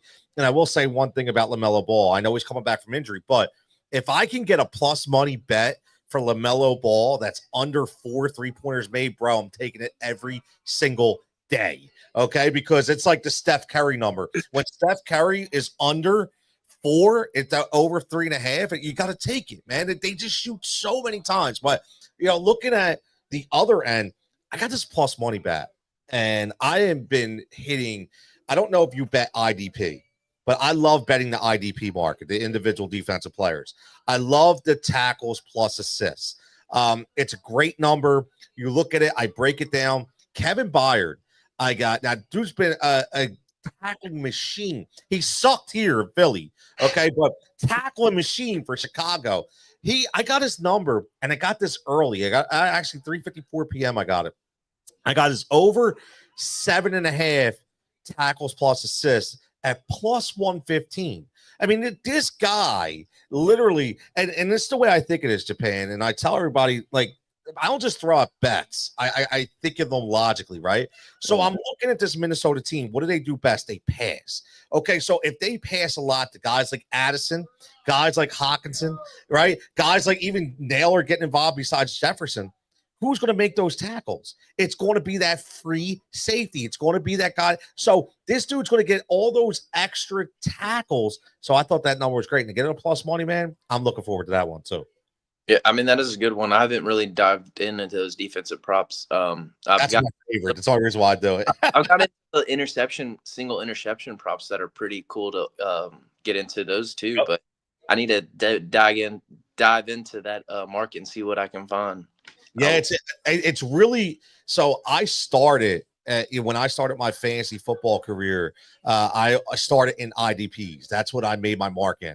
And that's why I look at it, because you can really find in the betting market, not a lot of people know about them. Mm-hmm. So the numbers aren't fueled too much by the money coming in, because there's not a lot of bets on them.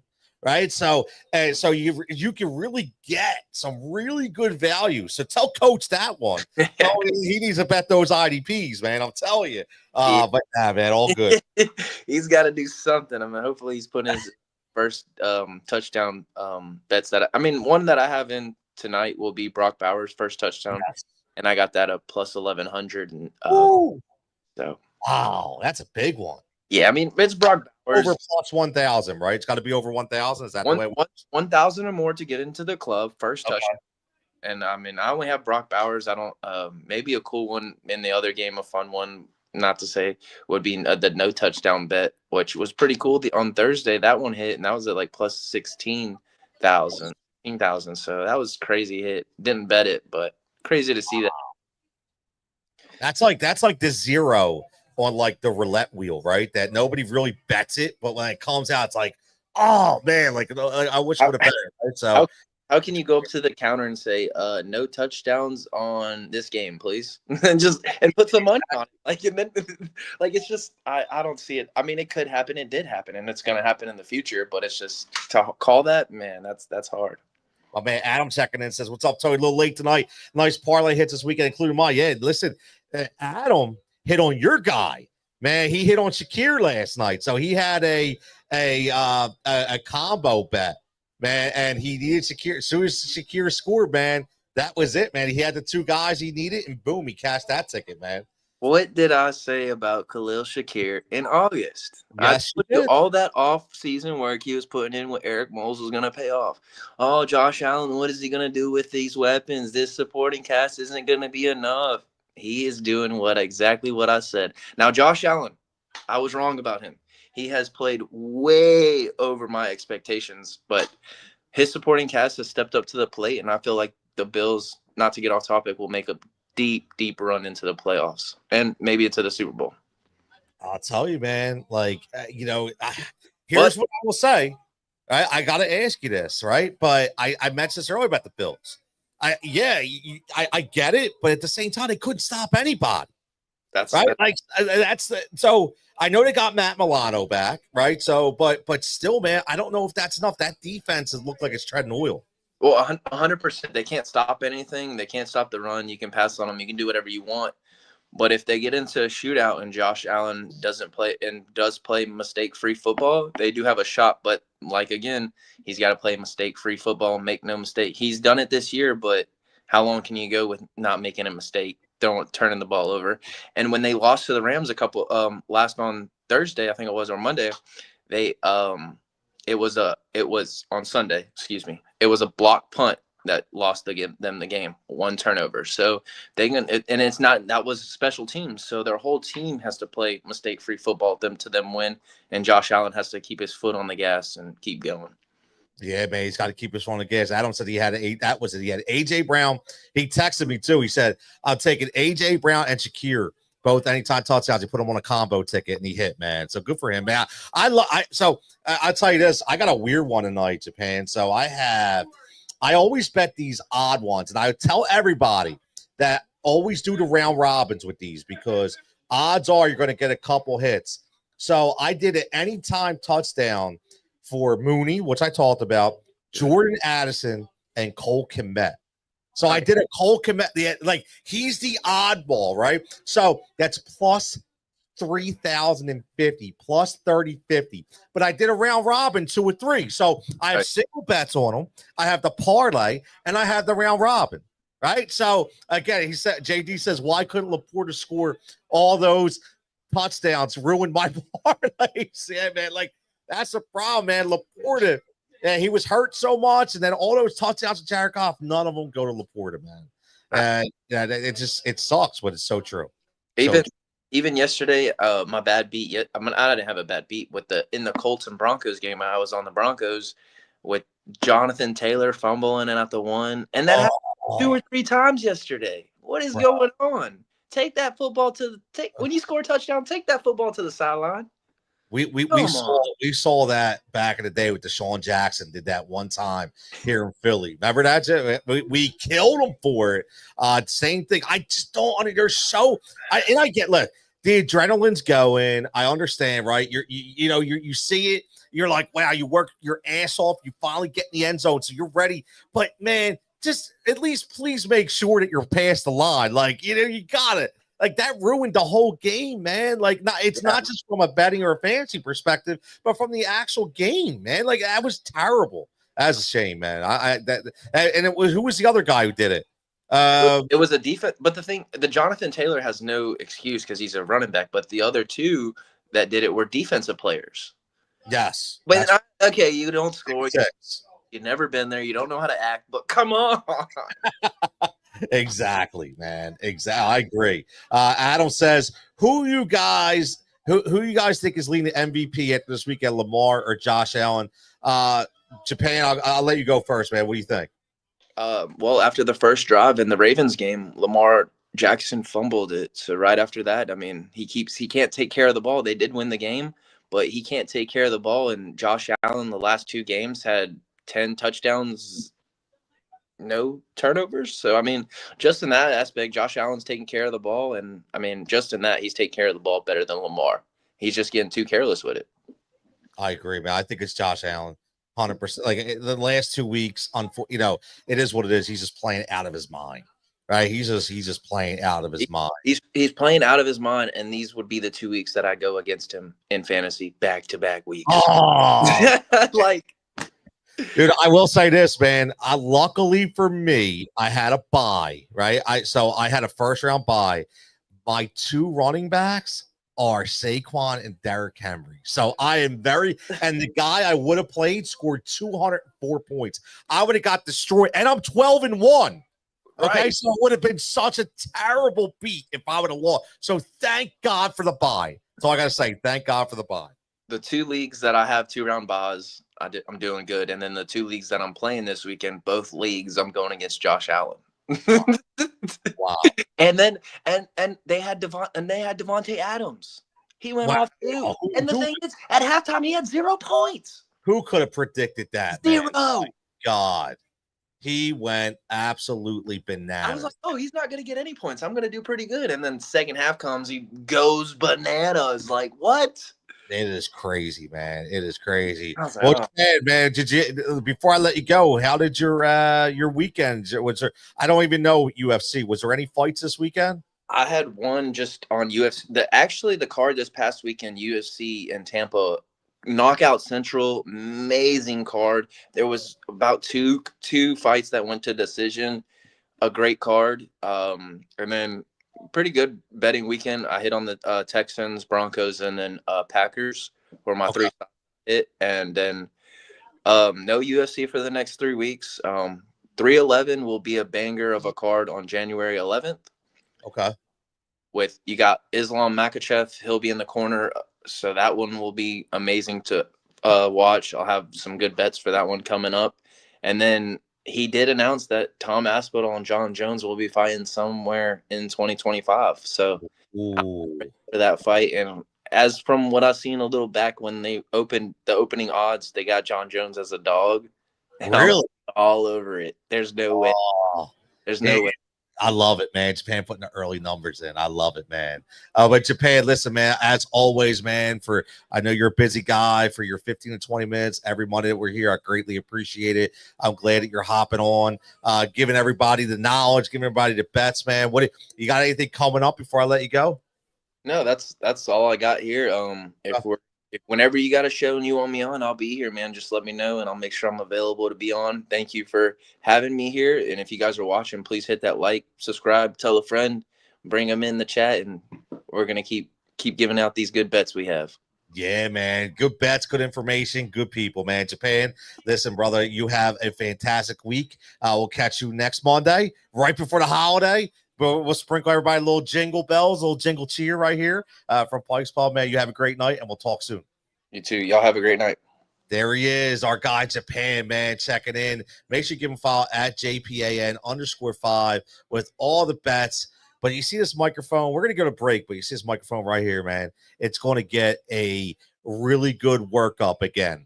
Man, my man Jimmy Mack is going to be answering all the tough questions. We're going to be talking Phillies for the next 45 minutes. We want to know, man, like what the hell is going on in Philadelphia, Philly land? Are we doing anything? Should we be doing anything? The money with these contracts, and I will explain to you why I cannot stand Mr. Soto anymore. Like I actually was a Juan Soto kind of. I wasn't a fan, but I was like, you know what? This dude's all right. Guess what? He's on my Manny Machado list now, which means I can't stand the guy. After hearing some of his comments and what he's done, man, I'm out on my man Juan Soto. But we're gonna go take a break. We're gonna be back at 8:15. We're gonna be back at 8:15 right here live from Pike's Pump for the last segment, last 45 minutes, where we dive deep into Ring the Bell news, hot stove MLB, Philadelphia Phillies. Make sure you get locked right here, tune in right here on the Tony Cutillo Show live from Pike's Pub.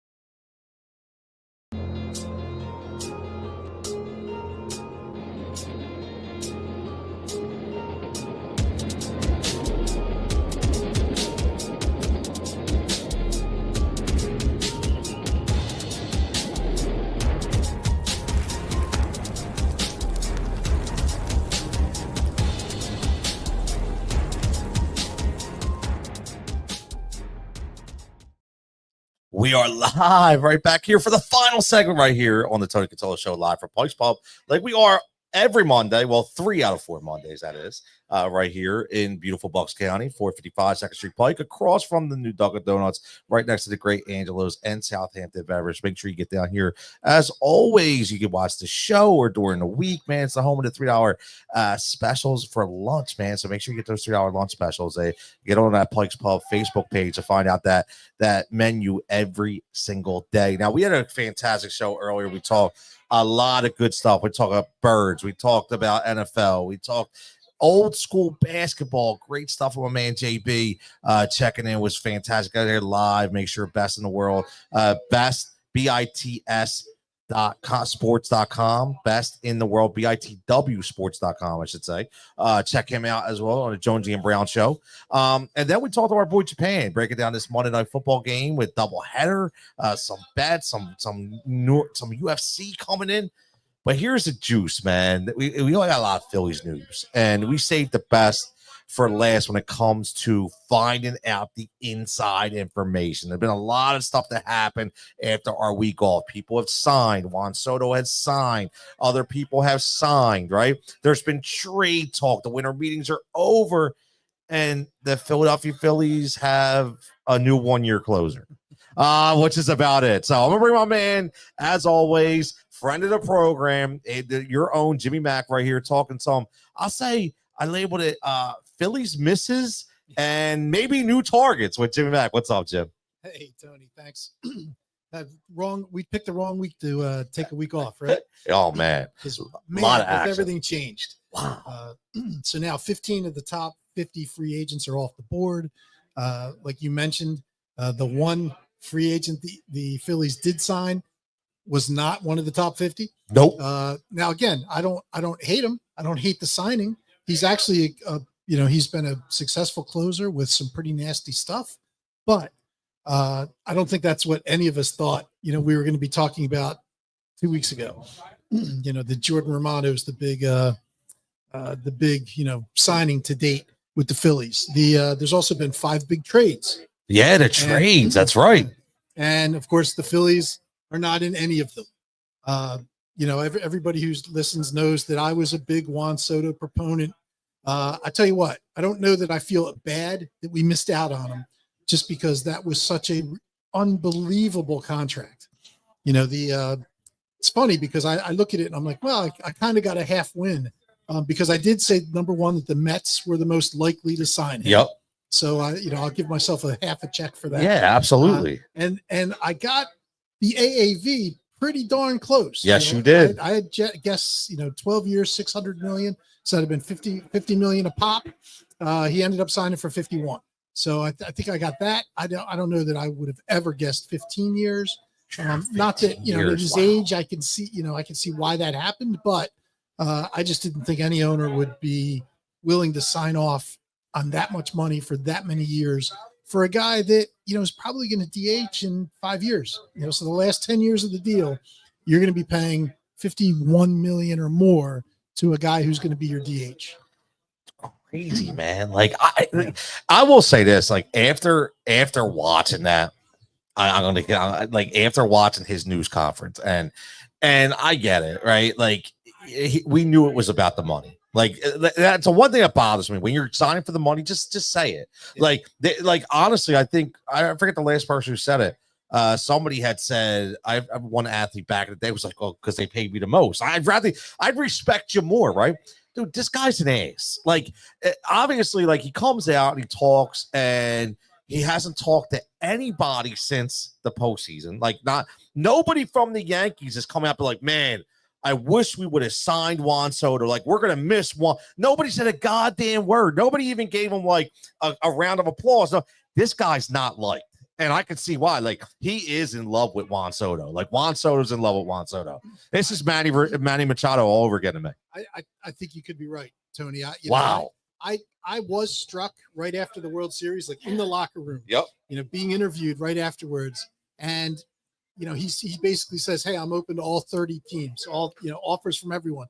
And I was like, man, that's just really bad timing. It's like, the right answer would have been just, hey, you know what, we just lost a hard series here. Yep. You know, my teammates and I were really proud about what we did and what we accomplished, and there's more left to do. Let's talk about the offseason some other time.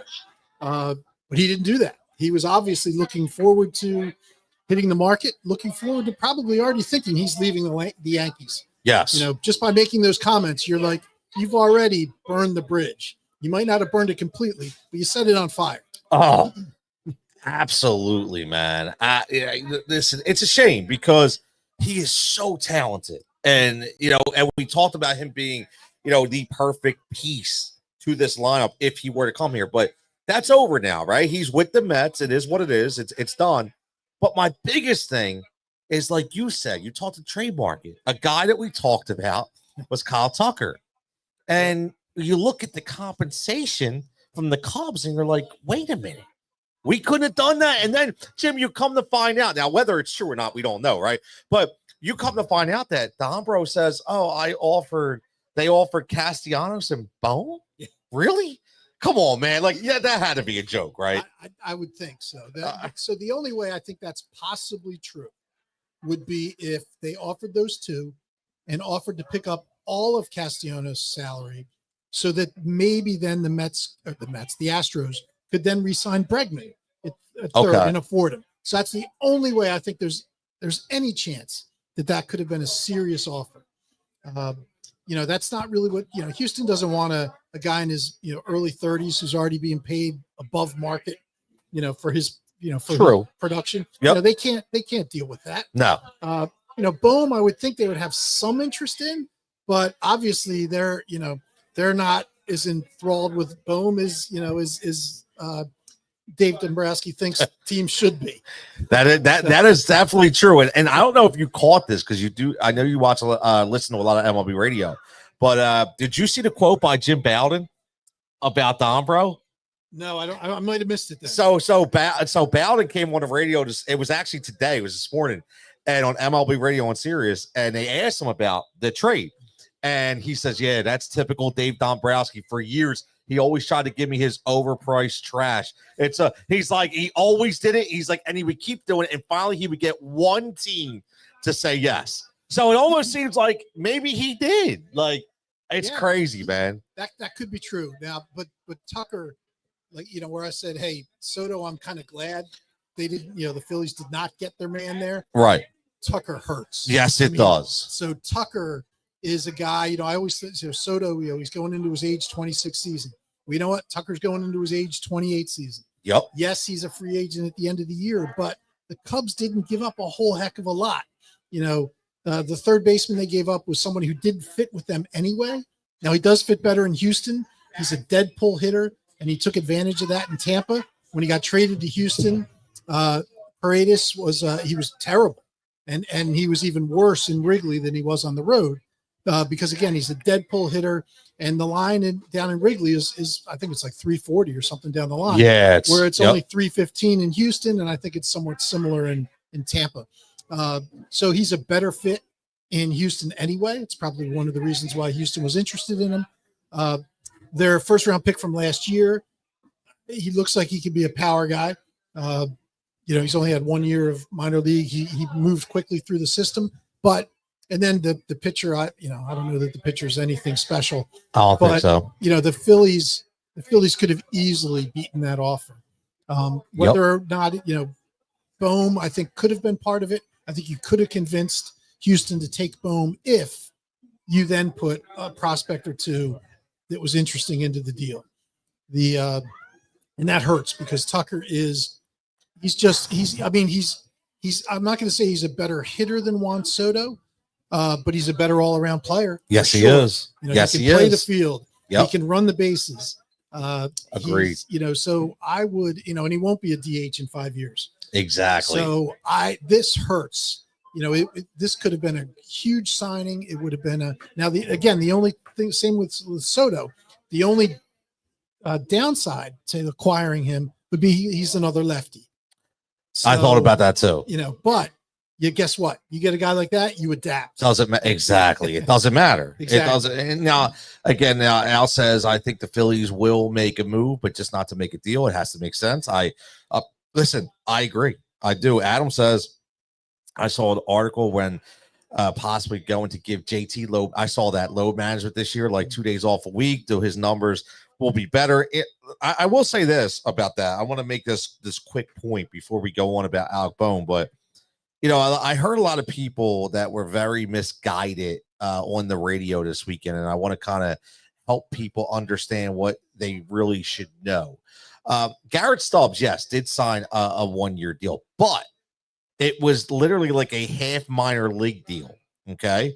So people have to understand that, meaning he can be sent down to the minors, and Rafael Marchand can be. So everybody's got to stop saying, well, you're going to have 3 cuts. No, understand the dynamics of this. So stop worrying about this. The thing, Jim, know about this JT thing that's interesting is, does this now mean that, and we talked about this earlier today through a Facebook Messenger about Bryce Harper maybe possibly going back out to the outfield? So there has been more talk about that. I know Dombrowski didn't rule it out earlier in the offseason.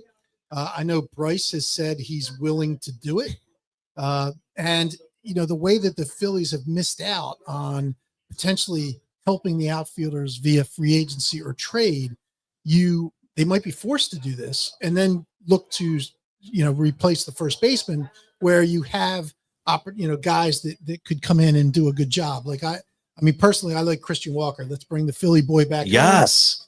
He's a Gold Glove defender. Yes. And he's a good bat. And now, again, a little bit of swing and miss, but not outrageous swing and miss. So I think he would be a good, like Christian Walker, man. Yeah, he'd be a good replacement if you do that. Again, you're getting, and while there's swing and miss, you're getting Marsh out of being, he won't be a regular anymore, who had more swing and miss. So yes, you are improving the swing and miss. Now, the one interesting thing about the Cubs getting Tucker Bellinger. No, so I do not want, I know I've said this before. I do not want Cody Bellinger. I stick to that. Okay. But what's interesting is they do have a glut of outfielders now. And the one guy, I bet you I'm going to surprise you with this. I didn't really tip my hat to this. Okay. I get your your reaction on air. Seiya Suzuki. Wow. So now he is a right-handed hitter. Yep. He is not a great right fielder, but nope. I would move him to left field. It would still probably, he's not the defender Marsh would be in left. But he's not Reese Hoskins. No, he is not. He is not a butcher. Right, exactly. No disrespect, Reese, but just say. Right. So Seiya Suzuki, if you could get him. Now, the Cubs want to trade Bellinger. Yes. So they're much more likely to say yes to a Bellinger deal. But if they can convince, the Cubs to say, hey, listen, we don't want Bellinger. The Yankees apparently did, but now nothing's happened. So you kind of think they're backing away probably. Yep. So now it's like, hey, we'll take Suzuki. We'll give you a decent package for him. He's signed for 2 years, $19 million a year. And he's a very good hitter. And this shocked me because I knew, he's a 20 homer, 75 RBI guy. But when you look at one of my favorite stats, and the one that I look at first when I look at any offensive player is OPS plus. So this is looking at their on base plus slugging, compare it to the league, and it normalizes it too. So like if you're in a hitter's park, it's going to kind of normalize your stats to the rest of the league, so you don't get any unfair advantages. I like this. So his OPS plus last year was 138, which is very good.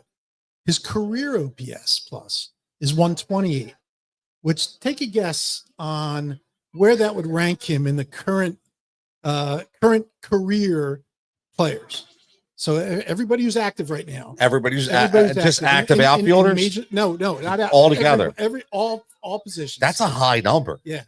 So what do you? He's got to be in the top 20. You know what? You got it. You got it on the. It's got to be. It's number 20. Yeah, I mean that's a high number. Yeah. And that shocks me. Yes. Wow, I would have never known that. Thought he was top 20. Now he's only been in the league 3 years, Still, how old is he? Yeah. I think 30. 30, yeah. I think so. Somewhere, 29. This is prime. Yes, exactly. So I'd be very happy if he would, if we could make a trade, get him, put him in left field, Castellano staying right, and then Rojas and Marshall just have to run their butts off. Man, that would be until Crawford gets the call. That's okay. That would be great, man. I would love to see that. Al says people misguided on sports talk radio. No way, that never happens. Yeah, exactly, Al. You know how that goes. And he says, "Who's this?" Tony looks familiar. This is my man, Jimmy McGinnis, man. Al, you've probably gone back and forth with him on Facebook a lot. He's a lot of Phillies groups on Facebook.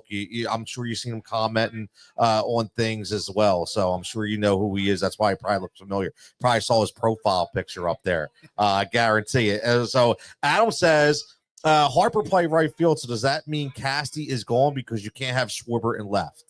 So again, if they don't make a move, the thought would be they move Casty to left. So, I don't know that I love that. But if they don't make a move, there's no other choice, because you're right. You're not putting Schwarber in left field. So I think again, there's the one trade, but that might be the only trade because I don't know of any other guys available. Like you're not hearing too many outfielder names dropped. Bellinger's all over the place, but nobody's biting. And then Suzuki would be the other one that I think the Cubs would trade because, the salary's up there a little bit, but still very, very affordable for what he's giving you. And he's also, not the best fielder. The Cubs would have a better defensive outfield if he wasn't in the outfield. So again, so the Philly, that would be a drawback coming to Philly, but another good right-handed bat, another solid guy. The best thing about it, he does strike out a little bit, but he doesn't chase. So, so if the ball, if it's a ball well out of the zone, low and outside, he's not, going for it. He has a good walk rate, very solid, over 10% walk rate. We need that. And his hitting profile, when you look at, he hits the ball hard, he hits the ball on the line, he gets barrels. So he's a very good hitter.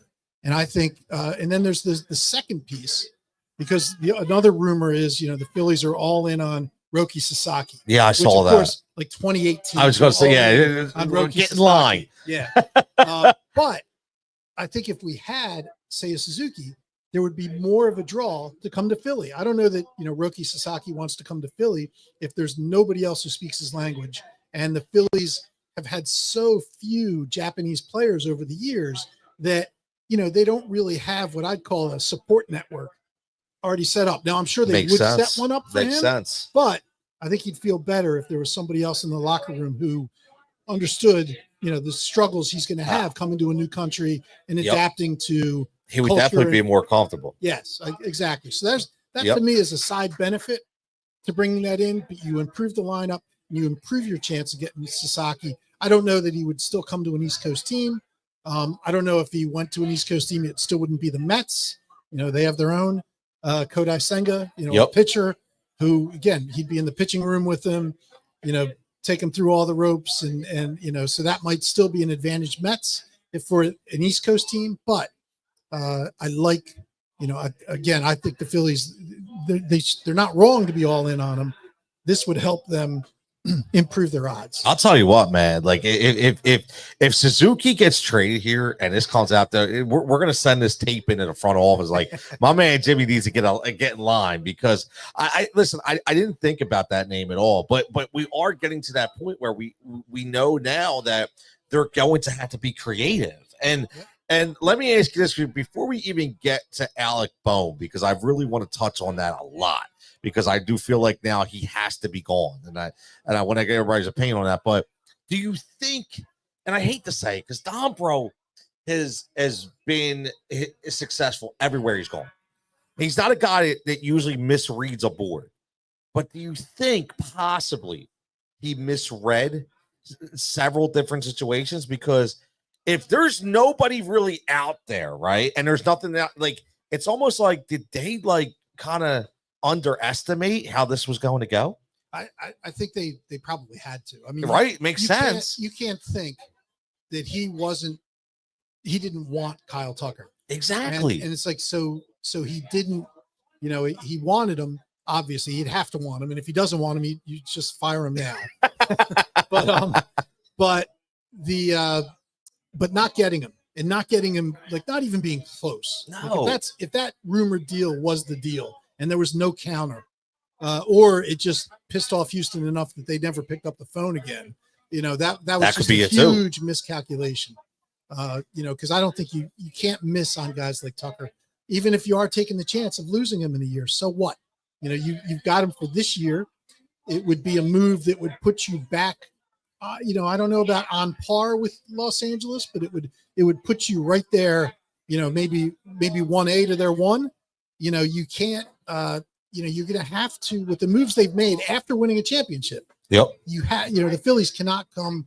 They can't even come close to being stand pat coming back this year. They can't. They need to make an aggressive move. There's still moves to be made, but not many in the outfield. That's why, Harper going to right field again might have to be the move, because, they missed on a guy like Tucker, which is, again, that ruined my day. In fact, it almost ruined my week last week. It was bad. It was just, it was like, man, when a guy like Cat came in, because we first heard the rumors 2 weeks ago when we were here. Yep. And Tucker's name got floated. And number one, I was like, I'm not even convinced he's really on the market, because, Houston they have a legacy really of letting their guys walk. So they'll play their contracts out and then let them walk, like Correa and like George Springer. And what you're talking about bringing Carlos Correa back. Yeah. And what they just did with Bregman. Yeah.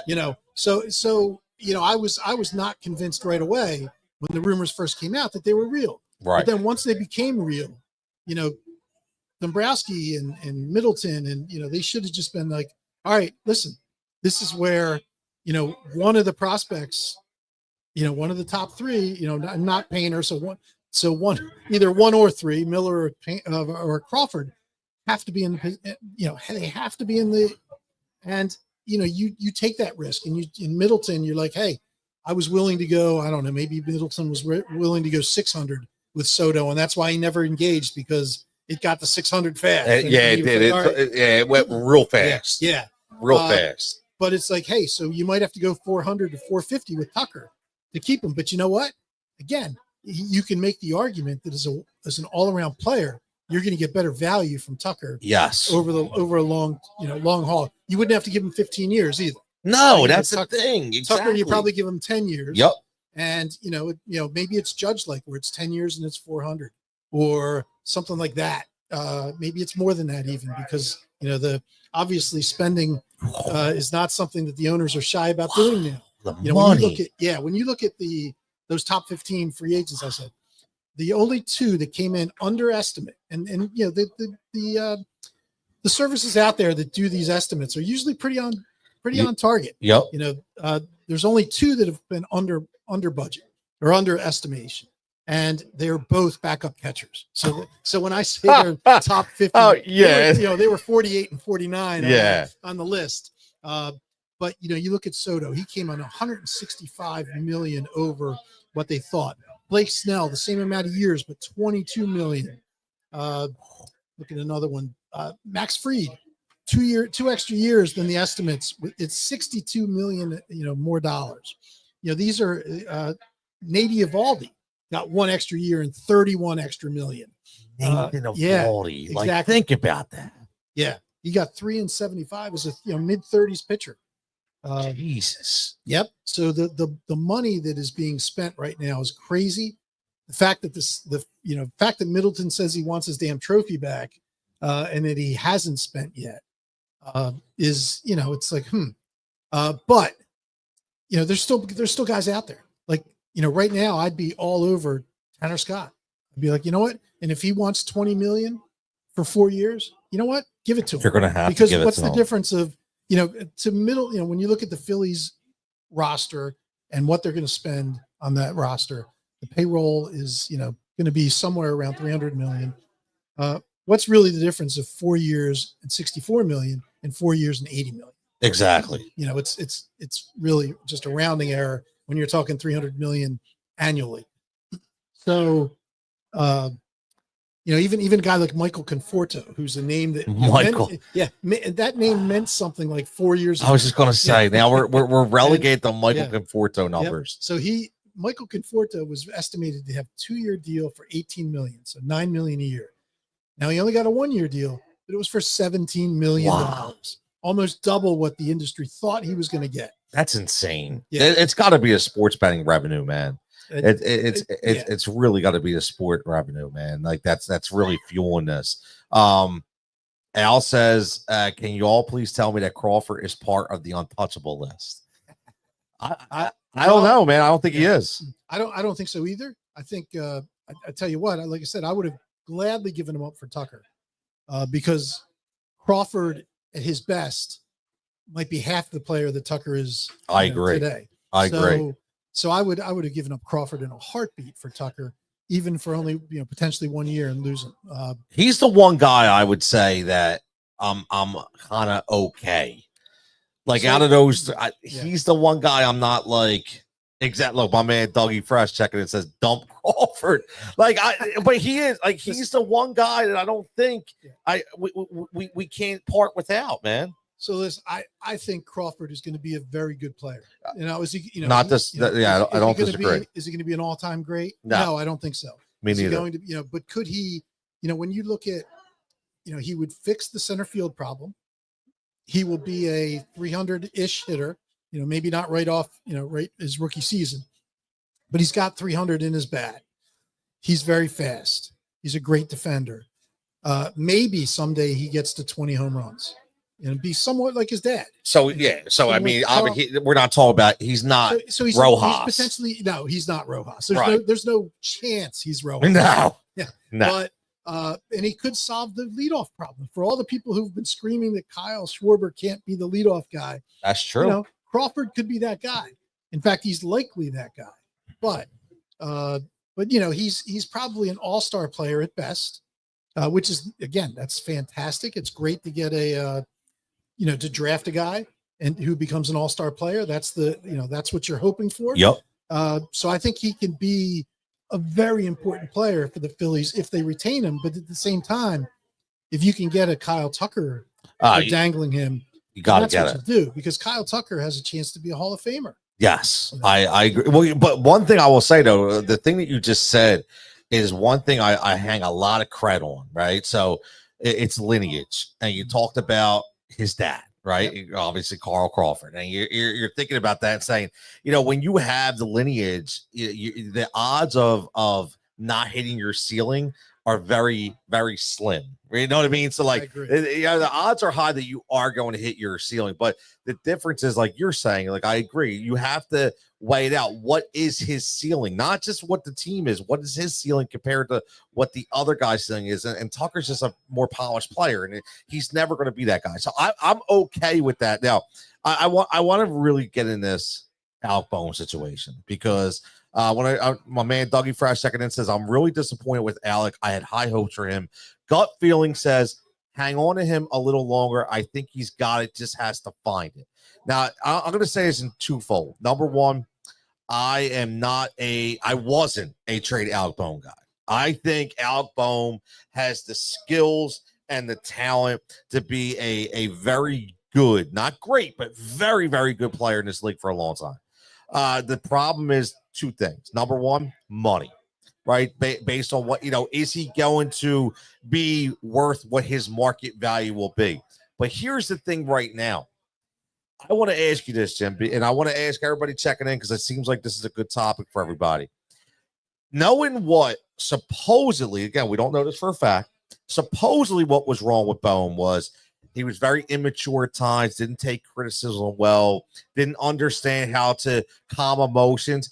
He's a young player, right? We understand that. However, there's also other young players on that team that didn't go down that path. And now your name is out in national media. Now your name is being as you're getting thrown away everywhere. I mean, everybody's shopping out Bohm. You're getting thrown here. You were in this trade. You're in that trade.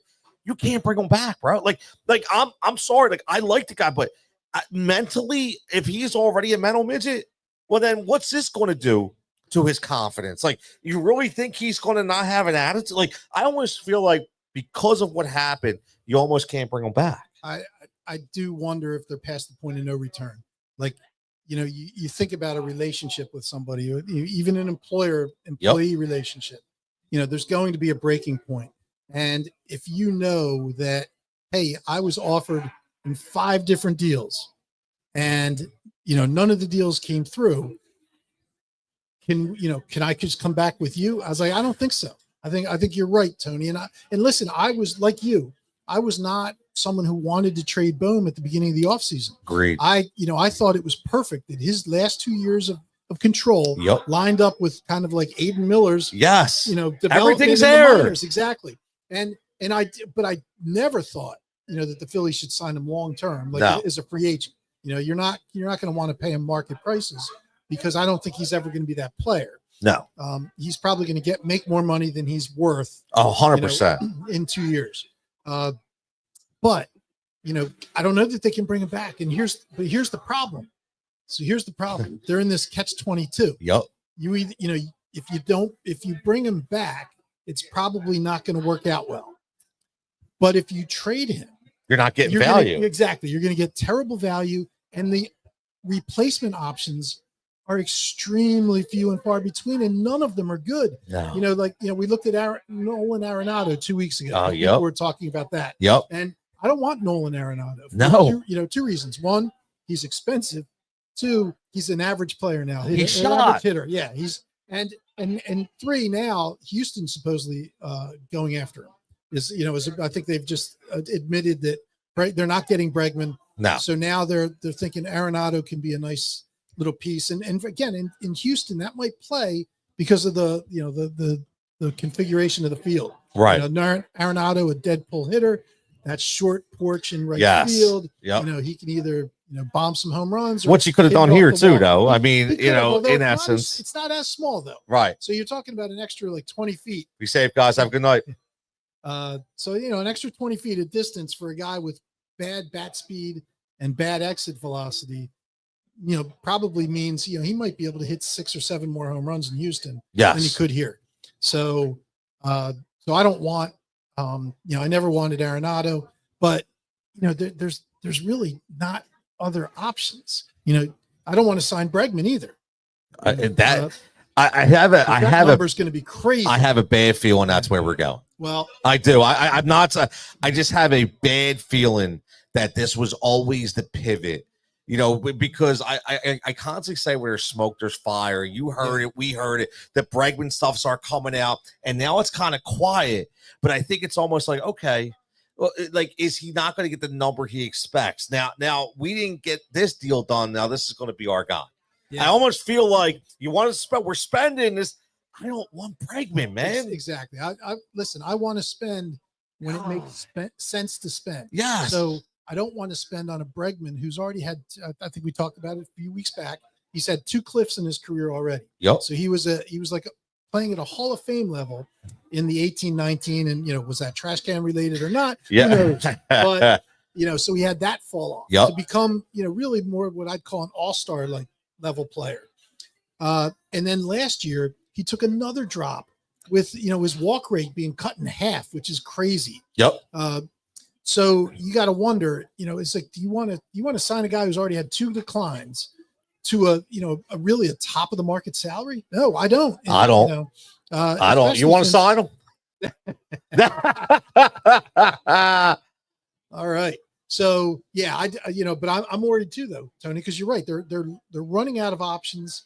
Again, there's still a bunch of top free agents left. Yes, but not at the positions the Phillies really need them. Not what we wanted. Exactly. Not what we wanted. And I'm not trying to sound spoiled here, like we just want, but this was a very, and still is very critical all season where you have guys that are kind of in that lingo with age and money and salary. And, now I will say this, a lot of people have said, and me as one, that I still would take this rotation when healthy up against anybody in baseball.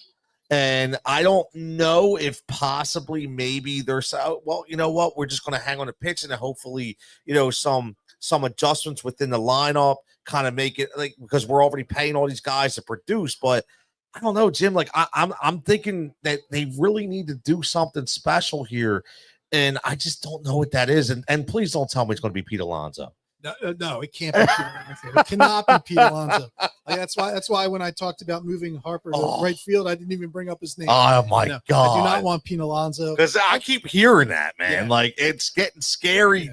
Like that we keep hearing it. Yes. I don't like it. Christian Walker makes so much more sense than Alonso if they moved Harper to right field, because you know what do you want? You want a bad defensive outfield and then a bad first baseman on top of it? Please. You can't do that. And then you have you know Trey Turner, you know, has not been a great shortstop. So now all of a sudden, and then you know who plays third? So right. That's what I would say. Who plays third if Bohm gets traded? That's right. You could end up with like the worst defensive team in the league, in which case you have the best pitchers who are giving up all these unearned runs. Because, that's a good point. So that's a good point. I didn't even think about that. Oof. Adam says, is there a chance the Phillies just run it back next year? Oh my God. I hope not. It sure seems like it, though. You want to suck the air out of the room? Wow. You know, the bank could be, you know, it could be the opposite of what it's been the last few postseasons when everybody's like, you know, we have no shot. Let me ask you this. And this is just an off the cuff question. Now that I'm looking at this question and like you're running it back, and you know, all those years with the Braves winning all the pennants, right? But no rings. Did they ever did they just keep running it back? Do you remember off the top of your head where they're like these giant moves that they made, or were they stayed just consistent with the same players? Yeah. So there were I don't think there were giant moves. You know, they were definitely focused obviously on pitching. Yep. Guys like, I think I'm trying to think back to that era. Yeah, I know. Ron Gant, things like that. Yeah, Ron in and Yep. out. Yep. You know, Terry Pendleton played a big role, right? For a couple years. Yep. Yeah. I mean, they brought guys in, but they were always, you know, never start. You know, the Braves could never like sign a star level play. You know, really, Maddox was the only big free agent they signed during that. Well, wasn't it run? I think was it Teixeira? So did they spend big on Teixeira and McGriff? So I can't remember. Well, you know, I don't know that they spent big on Teixeira, because I think didn't they trade for him from Texas? Yeah, it might have. Yeah, that's because he was a disappointment. That's right. In Texas. Yep. So I think they got him cheap. Yep. And then kept him until he was a free agent, or maybe they signed him once to an extension before he went to New York. They had youth. I mean, Andrew Jones, yes. Tipper Jones, right? I mean, they had the youth, and like you said, you know, it was the pitching. But that's what makes me look, though. Like, there you go, pitching. So are we, you know, do you feel like maybe we are emulating that Braves kind of vibe here? Well, and again, I think to a point, yes, but we don't want to emulate that vibe because they didn't win. We don't want to make the 16 straight playoffs and win one. Right. Exactly. You know, that's I think the position they're in. If they run it back, that's where we are. We become, you know, I would think we're probably a wild card team because, you know, thinking that, you know, the Mets aren't done. Right. So there's going to be more acquisitions that they make. So, you know, and the Braves, if they get everybody back healthy, are still going to be tough. Yes. You know, so I still look at the Phillies as probably a wild card team if they run it back. And, you know, if the right team gets hot, you know, the wild card obviously can win the World Series, but you can't expect it. No. You know, it would just be like, hey, we're happy to get to the dance and we're going to go home alone. You know, sucks, no parade. Man. So I just don't want to be disappointed. Like this has got that Sixers vibe to it, man, which I hate to say it, man, but it does. It's got that, you know, obviously a much better team. It just has that vibe. Are we at the peak and we're now going down the hill, or like, do we have a couple more years at that peak, man? It's scary. Well, and you know, there's a decent transition to the next, you know, to keep us from falling off the mountain. True. You know, with guys, you know, if you keep Crawford, if you keep Miller, Painter, you know, those kind of guys can help you extend, you know, but there's two things about it. Number one, they have to hit the way you think they're going to hit. Yes. And then two, you know, you have to hope that the decline from the Turners and the Harpers, you know, is gradual. Yes, especially Turner. Yes. Yeah. Yeah. If Turner stops hitting, that's going to be a really tough contract. Yes, very So, tough. Yeah. Harper, I'm not worried about hitting. Harper, I worry more about injuries. Yeah, Which is, one of the other reasons I don't love him going to right field. I think first that base scares helps me. I keep don't him. like that. Yeah. Now, again, you can argue that, most of Harper's injuries, at least later in his career, haven't been from running into walls. It's been from, violent swings, which is, again, still a concern. Yes. But, he has run into walls, and he needed the Tommy John surgery or the brace surgery because of the throws from the outfield. So, Exactly. if we can keep him at first base, you're more likely to keep him healthy. But Turner's concerning. He's already not a good defender. Maybe he's sick of hearing that and works on it in the offseason and comes back, and shocks us all. That'd be awesome. Hope so, man. Yeah, but Hope you so. can't expect it. He's past age 30 now, and there's going to be a decline. And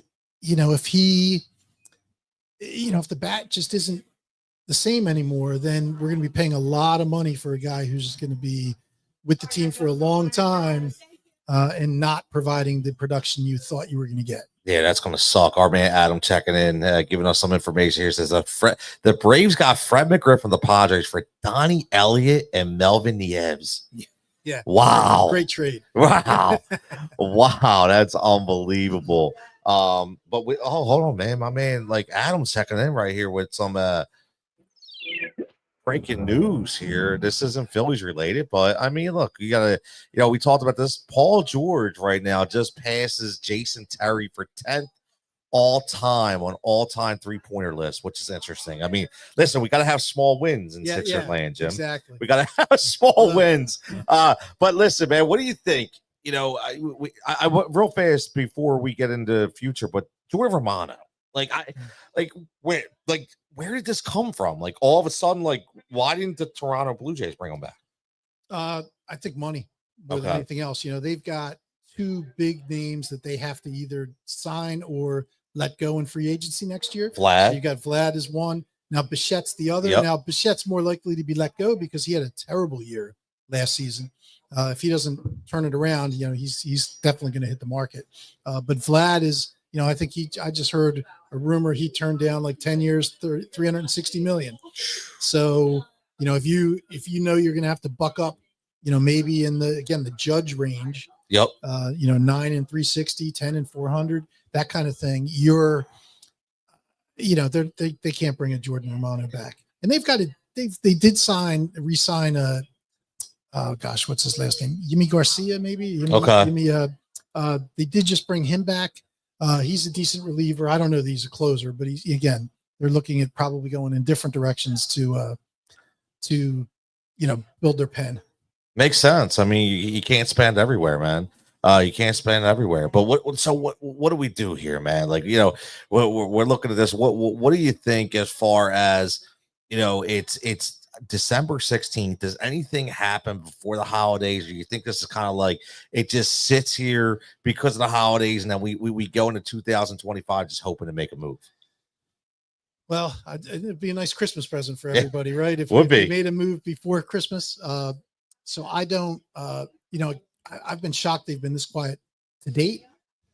It would be nice if they just, wrapped up Tanner Scott, so at least we've addressed one need. The bullpen would be in a lot better shape then.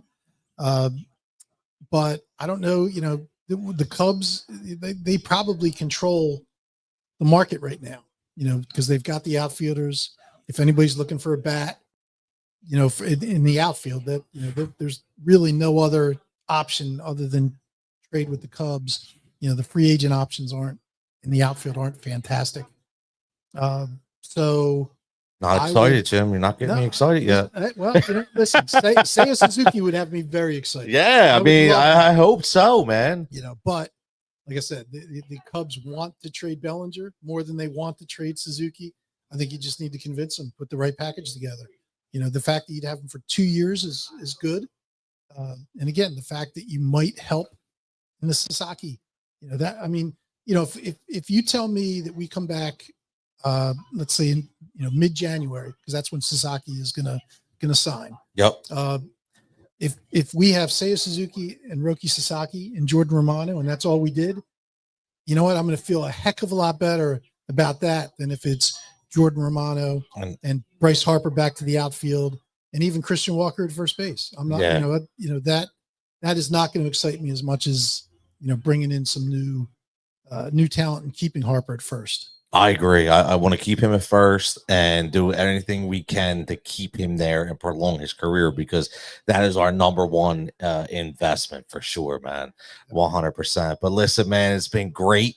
We're going to wrap this up. We're at the 3-hour mark, man. A fantastic show. Any other points we want to get into before we get out of here, Jim? I don't think so. The only interesting rumor I heard is the Marlins are looking to trade pitchers. Really? One is there's a shock. Yeah, Jesus Luzardo is one of them.